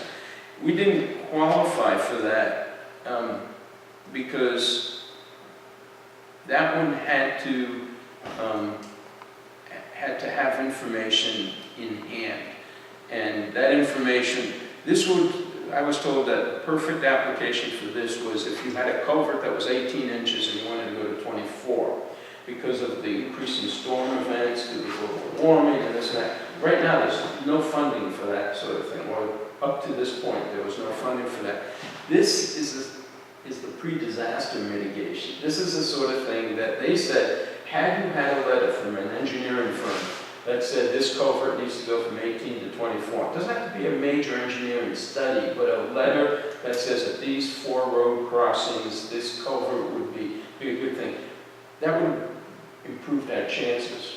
So I'd like permission to talk to Tom about this, to see if he has it within his budget. Not major dollars, I don't think, to get a letter from Time Bond or someone. Tom says he has application of this in a couple places that draw his attention to. Because when we get these storm events, they don't allow us. It's in-kind replacement. And he says, I'm putting in the culvert that I know is going to wash out at the next storm. Again. It's silly, but that's how FEMA and MEMA work. This is going to be practice. Yeah, exactly. It's practice for the next time. That's all it is. But you can ask for things for the dam?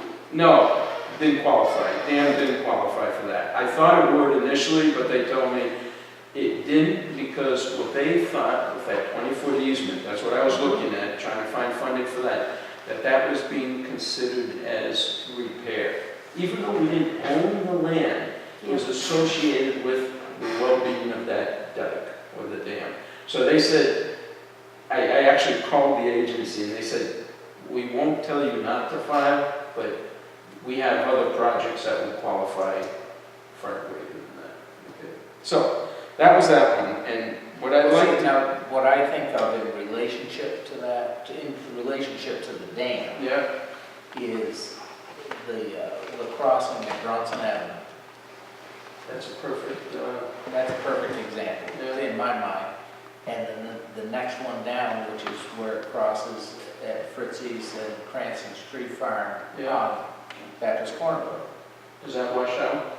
It's way too small. Yeah. You can see where the water backs up there. Yeah. And if there was water due to a problem with the dam, it would most definitely wash out. Yeah, if that came down there fast.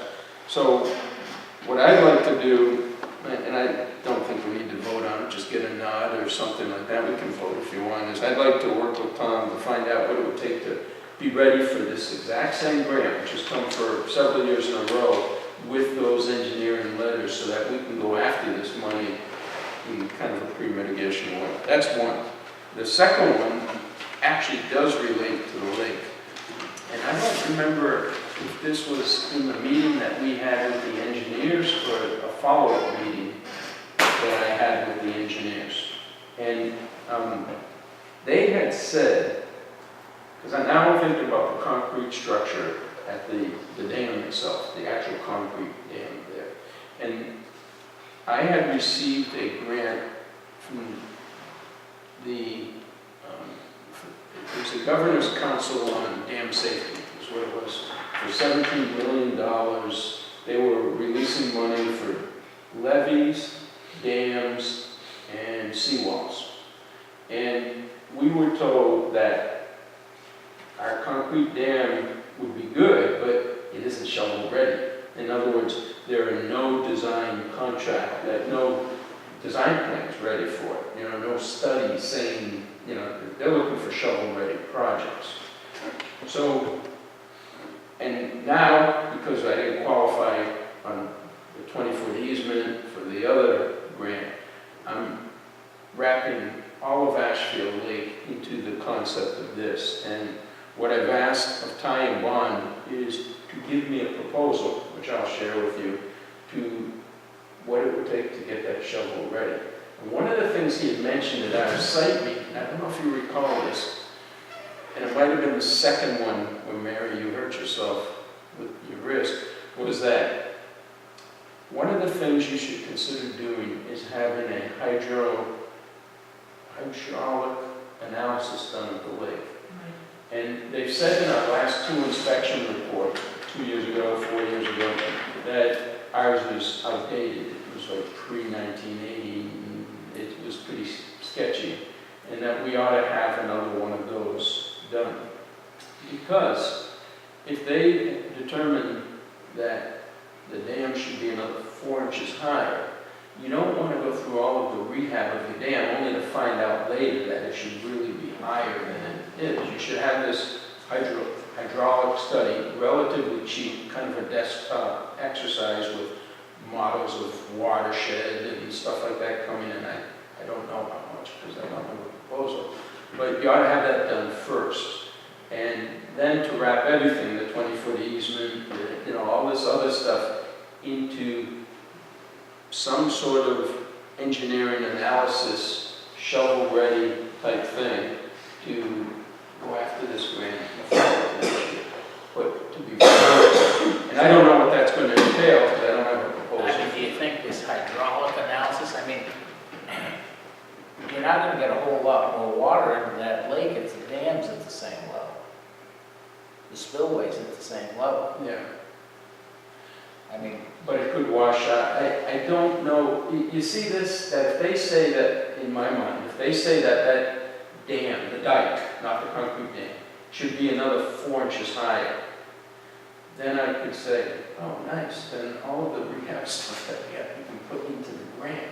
You see what I'm saying? The grant would qualify for.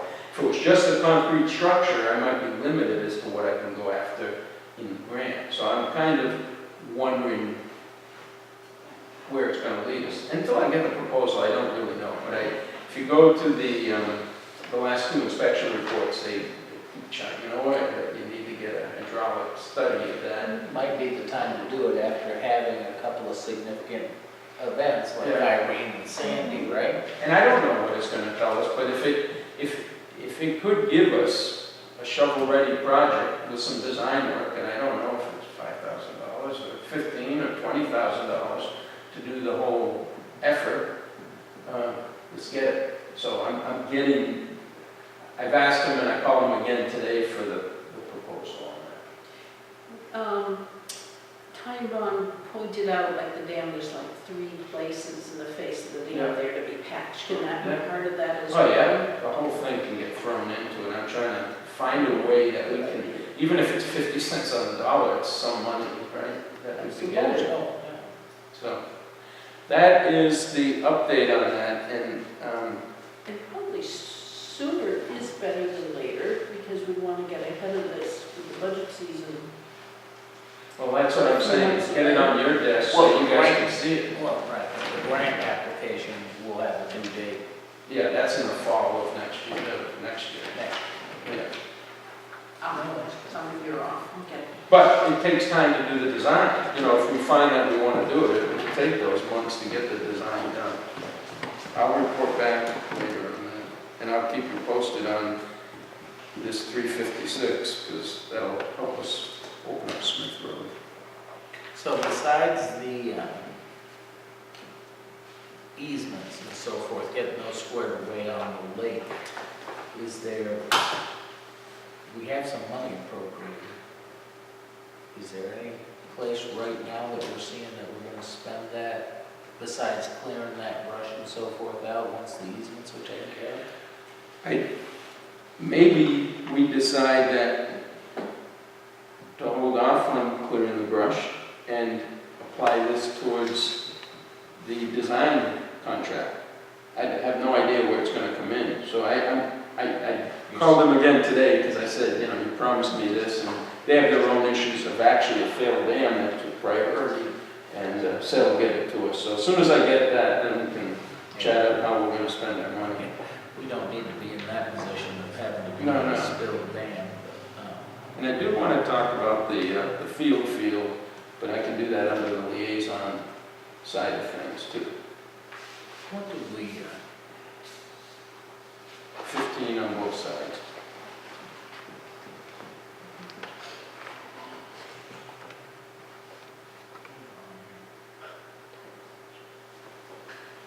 we voted 17,000 for lake dam maintenance. Oh, because the 2,000 is for the report. 2 every year is 4 for the inspection That's report. So we added 15. Yeah, No, there's 2,000 for inspections, okay. and there's 17,000 in lake dam maintenance. And then $15,000 for the retention. Sanderson, okay. Oh, okay. Because the inspections, we always have. So, When does it combine with something though? Because that's a lot amount. what, When he said 17,000? 15 for both, yeah. Oh, I no, wonder if there was I wonder if there was 2,000 there already for some kind of maintenance, maybe. other than the inspection, and so the 15 got added to that, but. Original budget, 17,000, that was the original appropriation, and there's nothing in the column saying that there was anything pulled forward. Okay.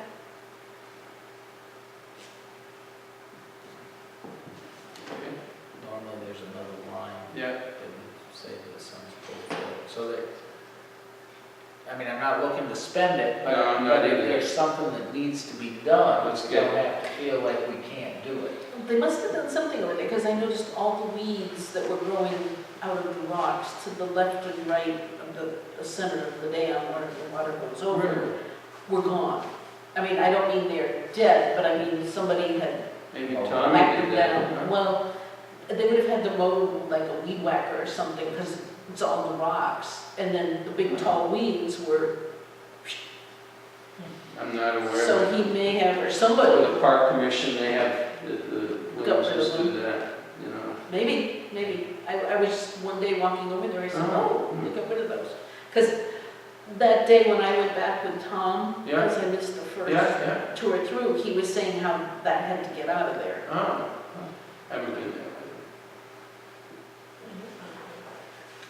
The highway, what's down there? Maybe we didn't ask. Somebody, thanks, Ron. Yep. All right, you get firefighter letters to sign. So you have 9 firefighter letters for driver training, 1 for Dow who did driver training and as chief, and 1 for Jake for For his getting through the academy. completion, course completion, certification, firefighter 1 and 2.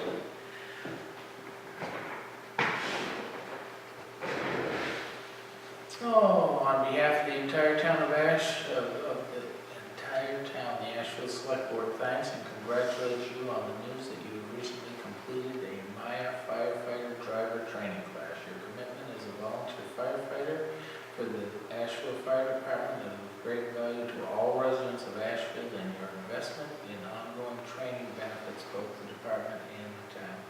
With gratitude and appreciation for all that you do, sincerely. All right. Nice. Good.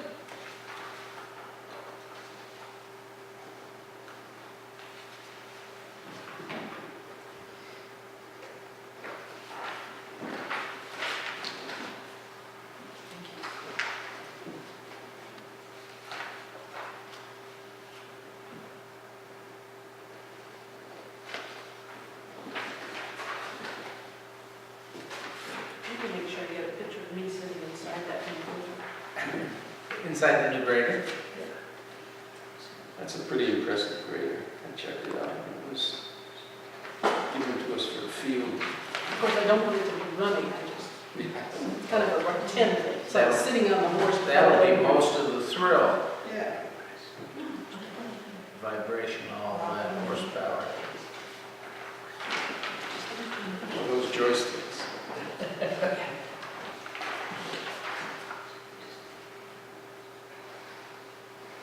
Is it a 2-seater? I mean, maybe we could sell rides in it or something. I think the cab, I think the cab, it would be uncommon for a new cab like that not to have An extra seat. a little jump seat there.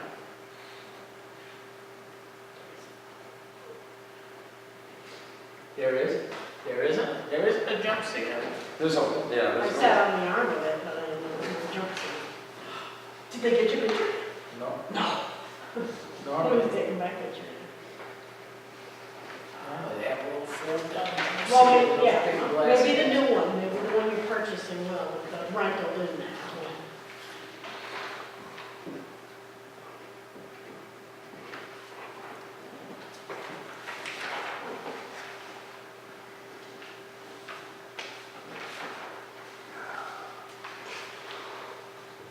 Uh-oh. Me too.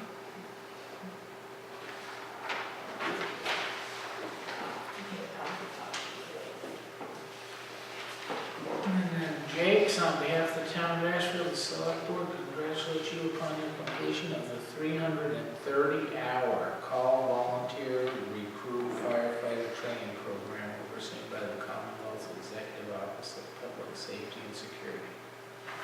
Your commitment to the Ashfield Fire Department and your investment of time over a 6-month period to attend the program classes at the Springfield Fire Academy and required to complete firefighter 1 and 2 certification are admirable and much appreciated.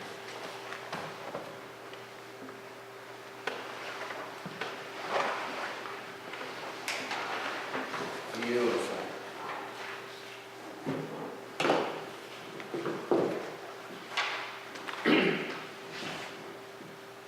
Oh, that's the one, okay.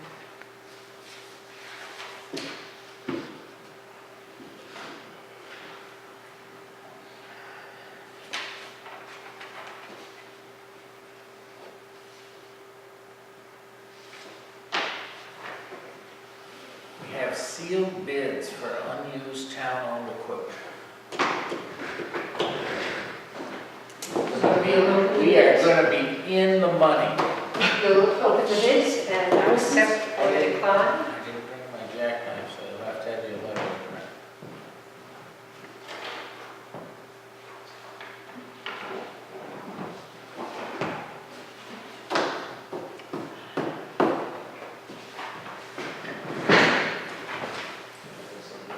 Oh, thank you. That's all. No, I'm just gonna send them out in order. Oh, I need to mix one up. So what is I may this? not be in alphabetical Oh, order. this is the bids? Just gotta type up the invoices. Now, don't break Mimi's box. Oh, there you go. Oh, you gotta pull that out. Really? Yeah. Where did that come from? Mimi here. Oh, my God. God, we have to supply our own envelope for people to bid on this stuff? Just doesn't seem right. I think those are envelopes we can't, you have those anymore? Okay. Ah!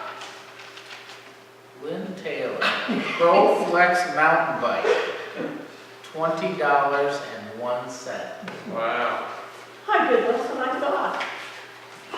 So you'll We have to open them all need first. piles for each item, right? Yeah. So is that one bike? Doesn't look like there's that much in here. Which I one? don't think there's gonna be too many files. Which one is that, Lynn? I think it's the one over there on the wall. Well, I bid on both of them because the chief wanted one too, so I figured I had to beat him on one. The Fuji mountain bike, Lynn Taylor, $20.01. We are gonna, She didn't even change it to 2 cents. Huh? Oh, you're right, I didn't. what the hell are they gonna do with the horses if you end up with all these bicycles? I only want one. I don't want cheap the other one. You're gonna sell it to him at a profit, huh? Yeah, I never thought of that.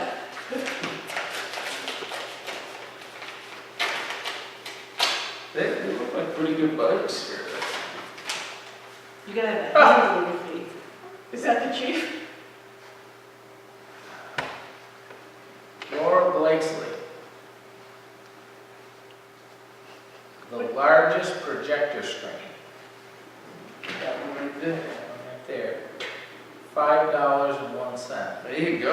Is that 5 or 15? No. 5 sounds better. Looks like 5 to me. Don't have anything to compare to. Why? Yeah. Because usually you do double marks through the dollars. That's what I'm seeing. Yeah. Was it 501? 511. Here's another, this one's all typed up. Who's that from? Uh-oh. Uh-oh. Oh, this is to Laura. Ah, this is the police chief. He'd like to submit bids for the 2 mountain bikes at $15 a piece. I'll see the amount. You beat him. So how does that work? Can I take my choice for 20 and him for 15 or the other one? I don't know. You got them both. You got them both. And there's another two. It's up to you to deal with. Okay, I know how that works. Cheap. 15. Luke Panama. Boy, this is all staying in town. Oh, That's the way it should be. Luke Don't Panama. tell me Luke wants a bike. Oh,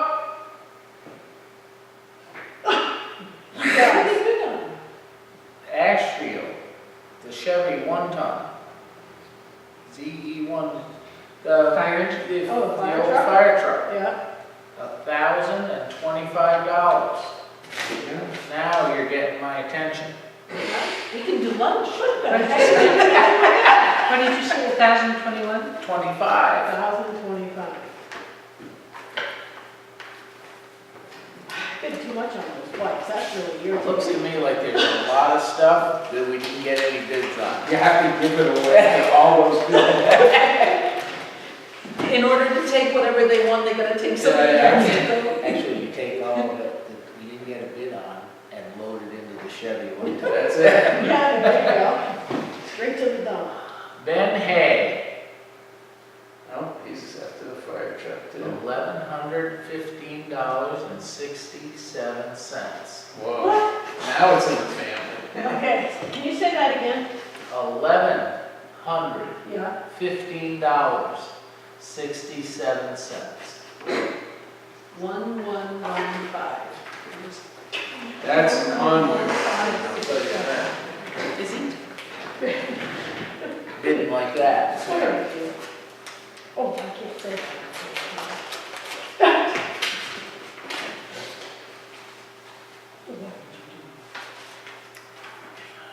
And Mary Fitzgibbon, the large paper shredder for $5.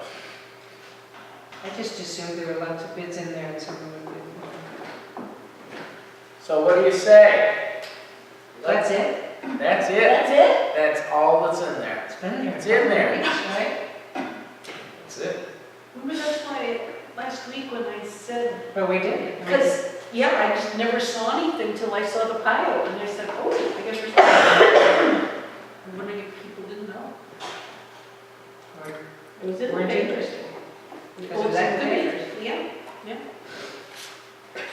Well, I move that we award the old fire truck, the 85 Chevy 1-ton, to Ben Hay for $1,115.67.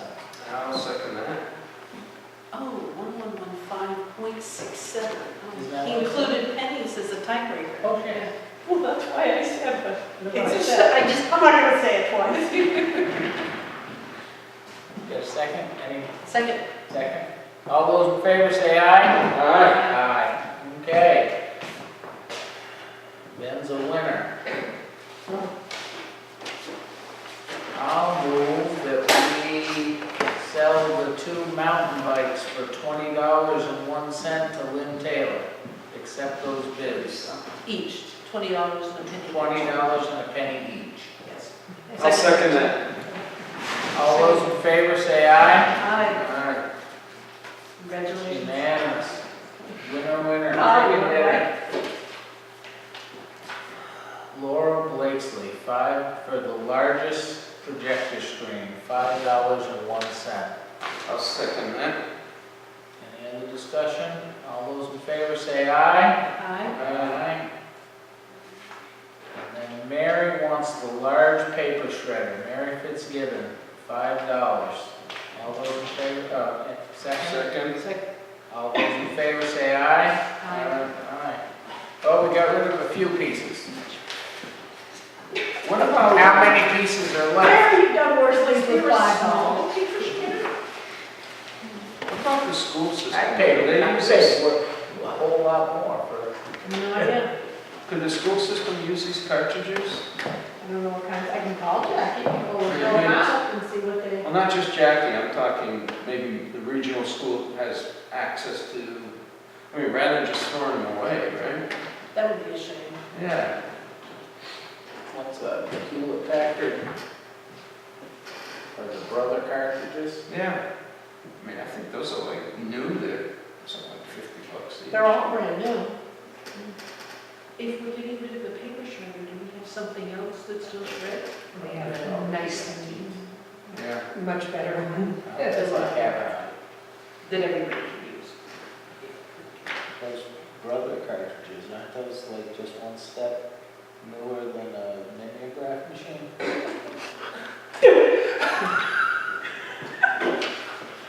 I think there are places that recycle those, like Staples. Yeah. I think you can bring them to them and they just do it. Because there's like Yeah. stuff you wouldn't want to just put in the trash. Right. Dell takes them down to Staples. Yeah. What else? A typewriter? And then, What's in the plastic bag? We don't know. It's a part to us, something. Sound bites, gone. A Smith Corona typewriter with correctable ribbon. Can't believe no one did that. I think that's also Oh, known that's- as a boat anchor. that's a refrigerator. Yeah, but that's a good thing that didn't go away, because that belongs to the police department. Oh. So what was that? So we've Because got they didn't say it after it was published. HP printer accessory for $4,000 or $4,050. You don't think that's old? No, I don't think so. Nobody bid. Yeah, it's a laser jet. LaserJet print cartridge, 49A, LaserJet print cartridge, 51X, large window air conditioner. That's like on the floor, by my door. We didn't need it? Costs money to get rid of those now. Yeah, you have to take. 4 Brother That was colored the- toner cartridges. Large paper shredder, that's gone. A police light bar. Where is that? I don't I'm see gonna it. put it on my bicycle. You put it on your bicycle? 2 projector screens. It's heavy, we didn't bring it out. One It's is a Oh, closet. okay. The large ones. What? The light bar. 1 box of miscellaneous brackets. See, I didn't pay any attention. A 4x6 whiteboard. I don't see that either. This is just plastic board. Oh, yeah, that's all, we can carry it up the stand. What's that? It's like that one, except for it's not on a stand. It weighs about 500 pounds. It's the one that used to be on the floor. Yeah. Fire truck's gone. Front bumper for 2012 Ford F550. Rear seat for 2012 Ford F550. Oh. Those are the new fire. I was gonna say they had to change them on the new fire truck, so they're like the rear seat came Maybe out. this stuff should go to Mike Skalsky for his yard sale. I'm serious, you know, because we gotta get rid of this stuff, right? We're gonna get rid of it quickly because fall festival's gonna be near. Or anyone. I mean, what But are Mike the will be rules? selling stuff this weekend. If people haven't bid on it, It's of no value. it's of no value. We can dispose as we wish, right? Otherwise, it's gonna hang around. It'll take up space.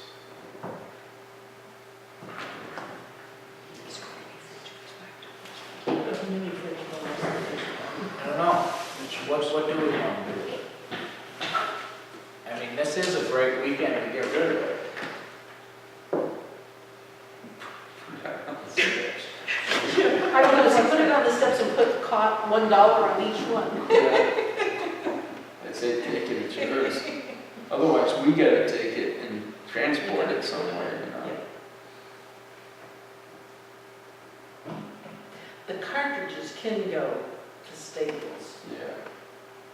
Yeah, And of no value. I mean, they're not gonna give you a gift certificate for them. We don't want to give you, I forgot what it was, $3 or something towards Yeah. the next purchase of a Yeah, cartridge. $2 or something, Yeah. yep. So, you know, you got 10 of them, you get $20 Yeah. towards it. I'll make a motion that we contact Mike Skalsky, have him take this stuff down and he can put it in his tag sale. And,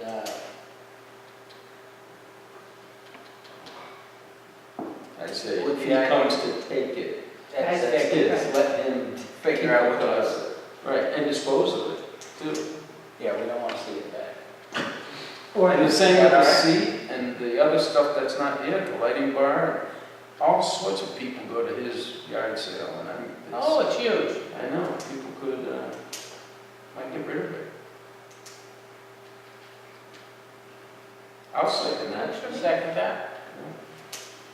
All those in favor say aye. Aye. All right.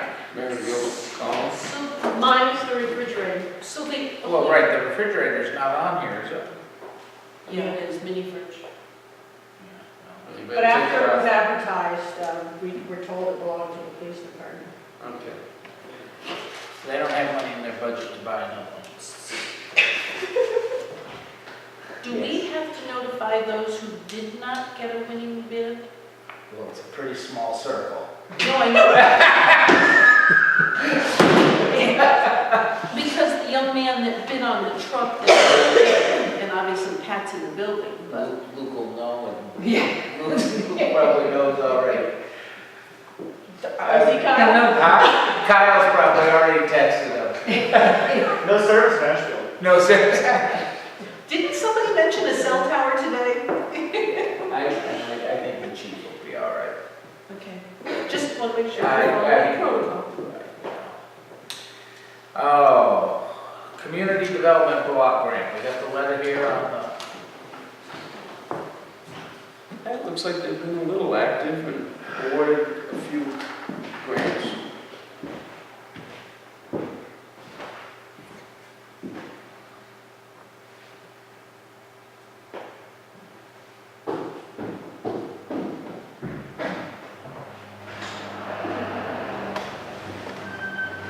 I'm surprised it wasn't more.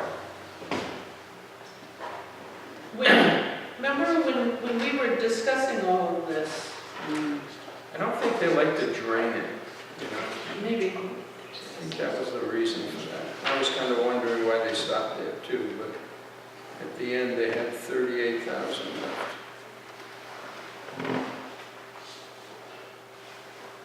And there's still requests.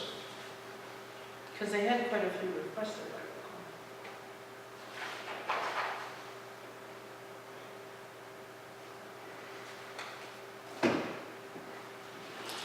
the balance of all housing rehab loan mortgages outstanding in the town of Ashfield as of August 31st is $1 million. $1,060,542.30. There have been no requests for loan forgiveness in the past year. As of August 31st, 5 households in Ashfield are on a waiting list for housing rehab loans.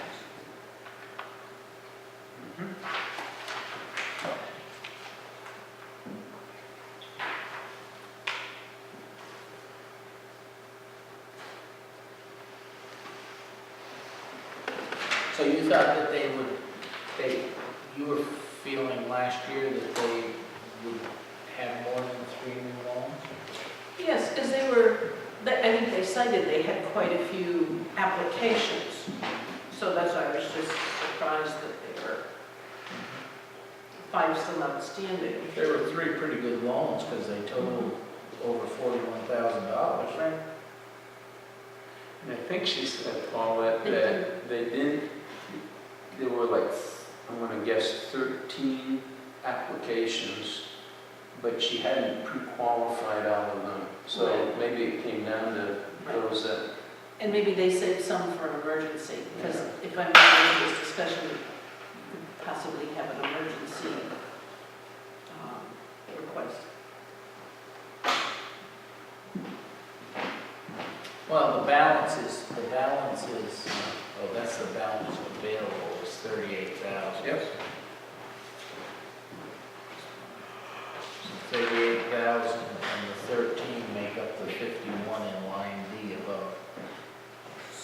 So if the 5 are on a waiting list, that doesn't necessarily, it's not clear if those are already pre-qualified, just waiting for money, or Yeah.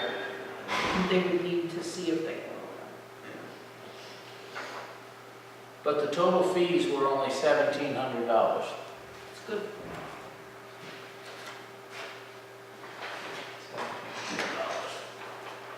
Any questions on that? Seems though there should be another round coming to pump that fund up again. Yeah, a grant, a big grant round we need. Matter of fact, I read something about that a month ago in the paper. Oh, they had one that a whole bunch of towns joined in on, because We weren't Conway in and on some it, other, no, we Yeah. weren't. So I've expressed my interest to her, and I think she's gonna stay in touch with you relative to being included in future rounds, right? In future, community development block grant. Yeah. Yes, yes. I can recall that the last round was like 3 towns, I don't remember the And towns. we didn't qualify because they had I think because we didn't express an interest. no, it Oh. was because our elders Oh, had our more income. They eligibility. were not eligible for the associated program. The elders were what? Over income. They go from There's- moderate income. Yep. Moderate and low income. And Meals on Wheels was their affiliated piece of that grant, and Ashfield's elders were above income to qualify for. But they look at it every time, they said, Mhm. we should stay close to the whole process. Good. All right, liaison reports. Maybe it'll help with an aging population. More, More poor old ones. yes, Well, yeah, depends on, it would help. depends on how clever the majority of them are. I have something quick to share with you. This is the retaining wall. This is a retaining wall, switching gears just a little bit. One side of Buckland Road to the other. Yeah, now what I've done on this is just this is what you would call a alternatives evaluation. When we met with them at the wall, they said, we can't really give you an estimate what it would cost to replace the wall until we do some studies first. We need to know the geotechnical aspects. We need to know some of the topographic aspects, so on and so forth. And then there are different alternatives we can come up with. And that's what the purpose of this is this is an initial study to evaluate alternatives and to do the engineering behind those alternatives. For example, if you wanted to cut that wall back at a 45-degree angle instead, you know, the embankment, remember that was one of the alternatives, was not to put up another wall that's going to fail in a few years, but cut it back. What's in the material under the field, you know, under the field's field. And so they need to do geotechnical boring to do that sort of thing. So what I've done is, I said, okay, thanks for this, and I gave a copy of this to Alden. The field is 2/3 of the total length. So this is talking about $18,000 price tag. And I said to Alden, can you talk to the trustees and see if you guys are interested, which I'm fairly certain they're interested in doing something, because he was the one that got us involved with this in the first place. Then our portion, I said, you know, I would imagine that we'd split this up according to the length of the wall, linear feet. And he says, that sounds reasonable. And yeah, I'll get back to you on this, and this sounds like a reasonable approach, you know, I just handed him the document. The other thing I'm waiting for is done.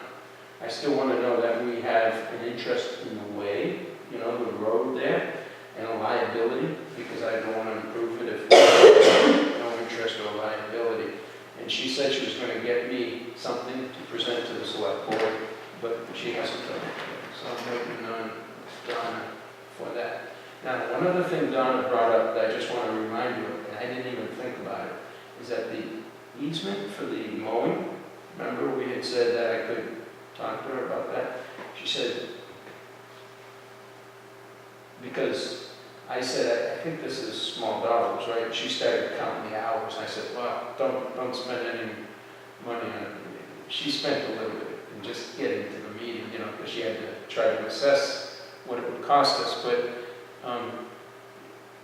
she's gonna be getting us a proposal for how many hours she thinks on both of these things is gonna take, just so we can control costs. But she said on the 20-foot easement that she would have to prepare an article also. I said, what are you talking about? She said, well, the town's acquiring a right? The easement is a right of the town. And she said, that right, you can't take on a right or take on an interest or give out an interest without an article. So you're going to need article wording. So, oh, okay. That's a good point, I wouldn't even thought. I wouldn't have thought of that at all, because it's just an easement, it's not fee taking, you know?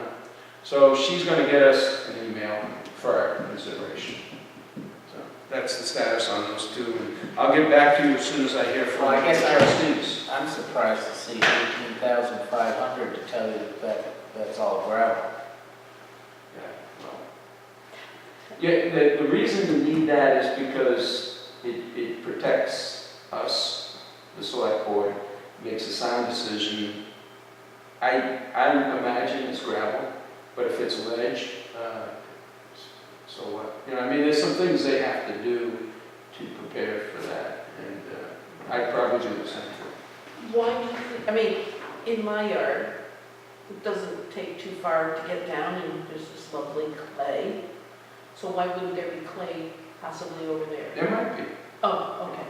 I didn't know if you knew that was all filled in or something over the years. Go to the other side go to the other side of the ball field into the woods and down and just see what's down there. Yeah. It's all just, Oh, it's all gravel. rock and gravel. And I mean, the whole plains is gravel here. I mean, that's the beauty.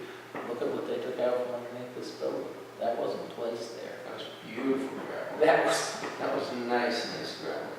But Did that have to go out because it was under a building as something that couldn't be recycled? oh, it'll get used. it'll get used. Okay. Somebody's using it somewhere. And it was clean gravel too. It was Oh. really beautiful glacier deposit. The test borings, that's really where this expense is coming from, and then see, okay, what is that? Plus the survey, Paula, because they have to know the differences in elevation, because they have to know if they're going to be, how they're going to be affecting those abutters on Bronson Ave. You know, they have no idea, it's at 10 feet, it's at 12 feet. So how they build that wall will depend on some of the initial survey Do they have to bore on on their the side. owner's side? I don't think so. I Just- think it's only on our I side. don't think so. But maybe they do. I'm not trying to I don't, tell them. And then they're going to come up with a couple different alternatives. I mean, for us. that 45-degree bank, eliminating the wall and really putting a bank Makes on sense. there, well, it does, except Uh-huh. that is going to be one hell of a lot of water for those property owners to Yeah, manage. you would have to get rid of the water. There You'd would have be to a- accommodate the water. There would be a lot of water coming down. That's their job. See, that's the perfect reason why you want to stay under, and Alden, you know, he didn't, on the surface anyways, he didn't have an issue with going out to an engineering firm to do this. And he knows that our two solutions have to be similar, because otherwise you have one that's a wall and another that's a bank. You know, it's got to, we're on this thing together. And so we'll see. But that's a huge part, and I mean, that's what the problem with the wall is. That's right. Over time, is done water. Right, getting back there, pushing it over. So I'll let you know as soon as I hear. because either way, something's got to deal with the water. It's just if it's a slope, who wants to be on the downside of that? Unless they can put a drain at the base and cart the water off somewhere, somehow. Engineering is exempt from Professional services. professional services on the contract. Yeah. Correct? Yeah. Do you have a copy? You have a copy. I made enough to give one to everyone. Okay, here's an extra. Anything else, Ron? No, that's it. That's all I have, other than the fact that I'd like to connect with Tom on that grant and see if we can get some, okay. He probably has better ideas. I mean, I was just tying it together with that, with the dam. You know? Yeah, no, those two make sense, actually. So you gave the information to Time Bond and they came back with with all of this. Well, no, they went to the one meeting that we were at, and then they came, I said, I need something to get before the town. So they came back with that proposal, and now I'm waiting to hear from both Donna and the trustees. I don't know if it'll be in a month or 2 months. Paulette, do you have anything? Oh, the only thing I have is I heard from the fire chief that, and maybe you all heard already, he is losing his fire captain, Brian Mollison, who's leaving the department. Oh, really? After 30 years. The kid's only 29. No. Is that Doug's son? Life gets in the way. He's gonna be filling that spot that Brian's leaving and Mark Hurley's spot. And then he says he's got 2 new lieutenants coming along. One is Kyle Walker and the other one is Jake Maquit, the young man that just went to train. So who's going to be assuming the captain's role? What doesn't he say? He doesn't say.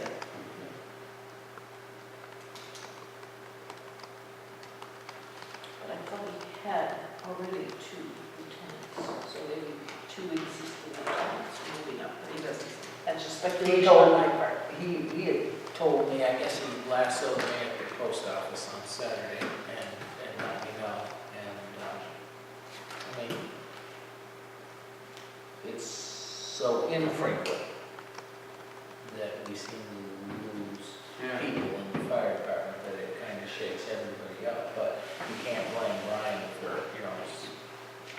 Did he, been for 30 years and there's things that happen in your life that make you need to change. So.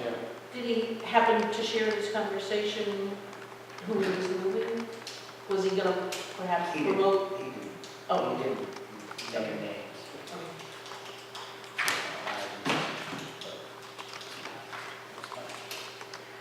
So next week, it'll be a Minutes? Minutes, oh yeah, we need to do minutes, we won't fall behind on that. No. And I have, Do you have any mail? Go. and then I have copies of the executive session minutes to go with that. You saw me backing up like I was getting. Yeah, I was too. Sorry. May I I? was just seeing if you were paying attention, Mary.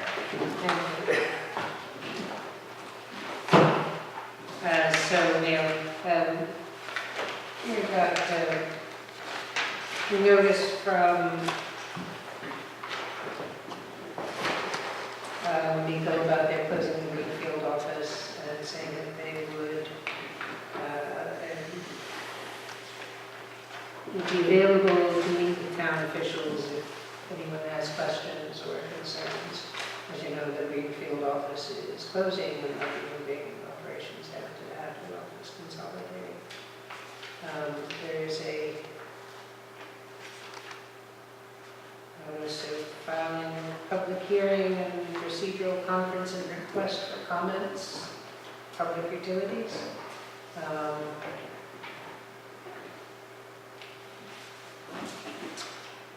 We received 1,350 and $1,313 back in Maya rewards. Those are dollars, not. what- Those are dollars. Those are not just, Not just miles. stamps. Green stamps. So that goes into the general account. Something from a select board chairman in Norfolk, Mass, about stretch codes. And I just got the email on that today. Yeah. I haven't had a chance to read it. Yeah, I think it went out to all green communities. And so that's it that way.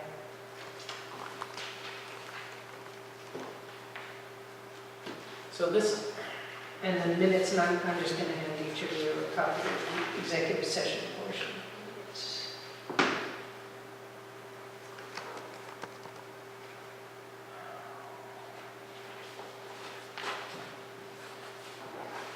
So this is a petition Western Mass has put in according to public utilities. They have to have this comment period and so forth. And it's filed a petition with the Department of Public seeking approval, yada, yada, yada, of 6 long-term contracts to purchase wind power and associated renewable energy certificates.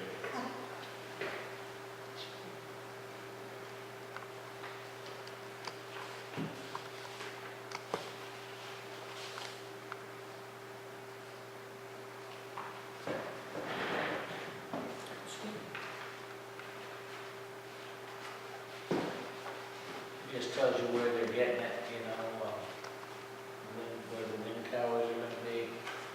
Mayfield Township, Maine, Columbia Falls, Maine. God, they've got wind, they're buying wind power out of Columbia Falls, Maine. So that's almost to get it to the first one there. This one's catchy. Yeah, you pronounce it. Away. Well, it's in Columbia Falls. It's in Columbia Falls. Columbia Falls is down east, right? I don't know. I think it is. Columbia Falls is down east. It's right down there, past Ellsworth, I'm sure it is. And then there, and through there. Well, it's like most of them all are in Maine, except that New Hampshire one. Merrimack and Groton County. So they're asking for comments, if you want. I wonder if those, they're already existing and they're buying in, or those that are going to be I think they're in construction, and they want construction. the renewable energy credits. All right, let's work on the minutes, if nobody else has anything. Mary passed a copy, one for each of us, for the executive session minutes to go with our. All right, well, let's do our regular minutes first here.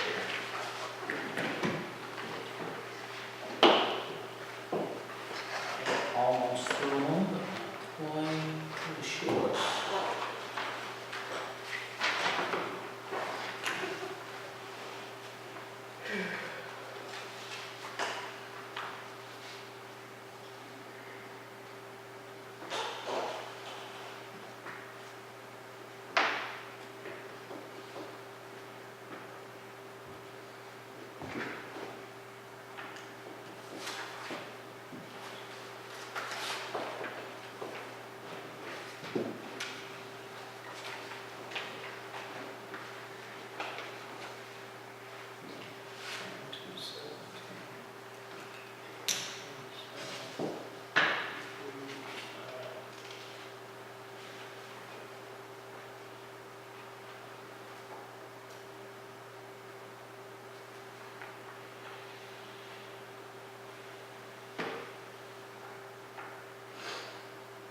It was pretty short, our open meeting.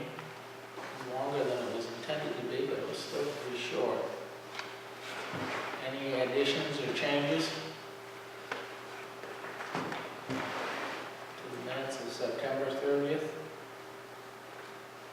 Paulette? No, I didn't. Ron, do you have anything? I do. I had just mentioned to Lynn that it was a different format than previous meetings, minutes, and, but that it's really not of consequence, really. We signed, we voted a few things, we talked about some other stuff, we went into executive session. I'll move we accept the minutes as presented for September 30th, 2013. Second. Any other discussion? All those in favor say aye. Aye.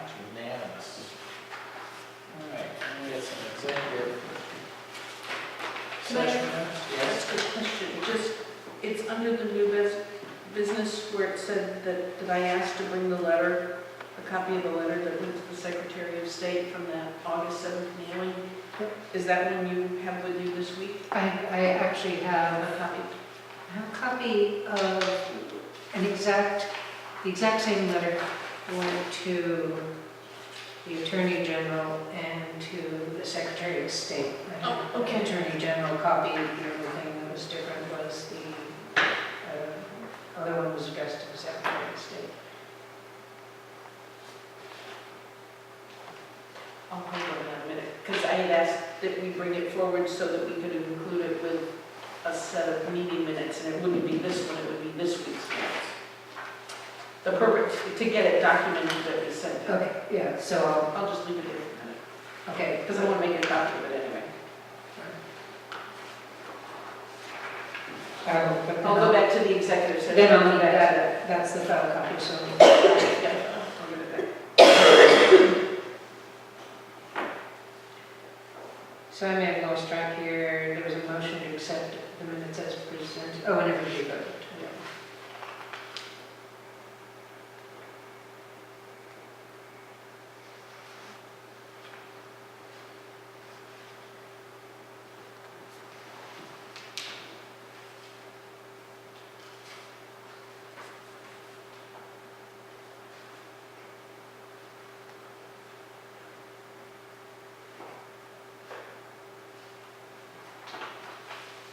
I don't have any problem with those. The dates add up to.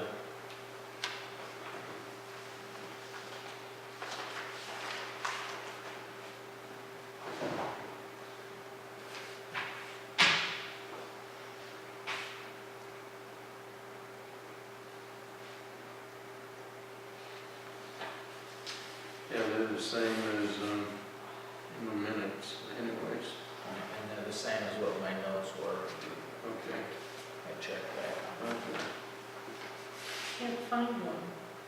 What can't you find? They switched order. Oh, there it is. It's at Thank the you. end, probably. Yep, thank you. Found.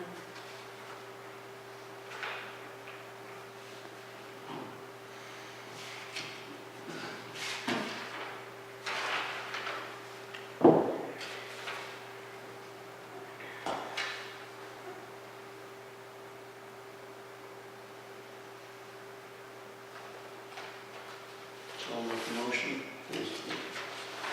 Make a motion, we accept the executive session minutes for September 30th, 2013.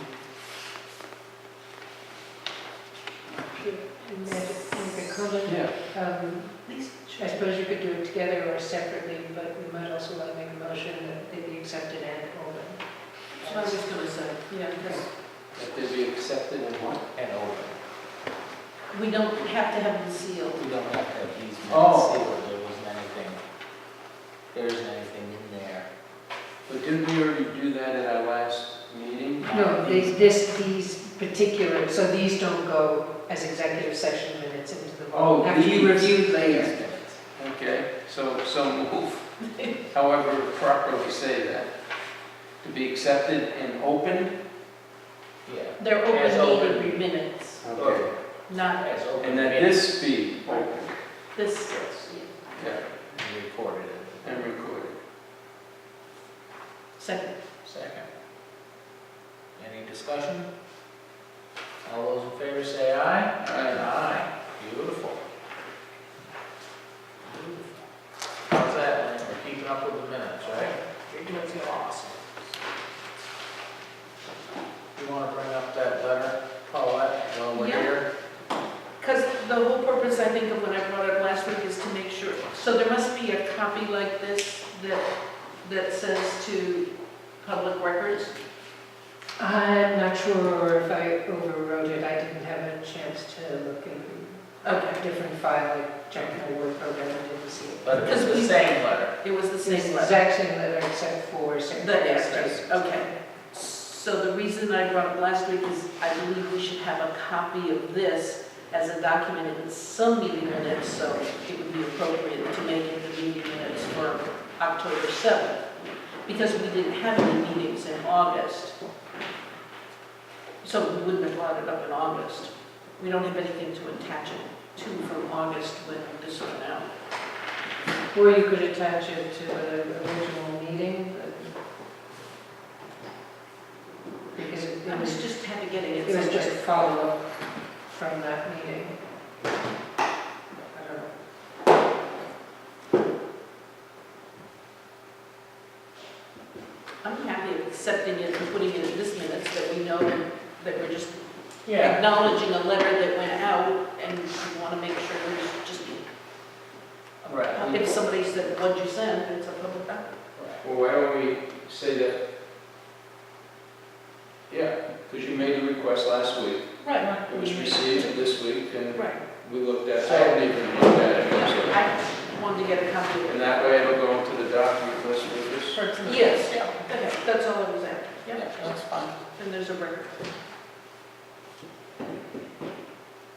Did you look at that animal control procedures manual? I have it. I haven't reviewed it in its entirety. I just got animal control officer. I just, If Ron should take a look at it. yep. I was taking it to scan it so I could print an extra copy, or I could email a copy to Ron that way instead of having to pass the book.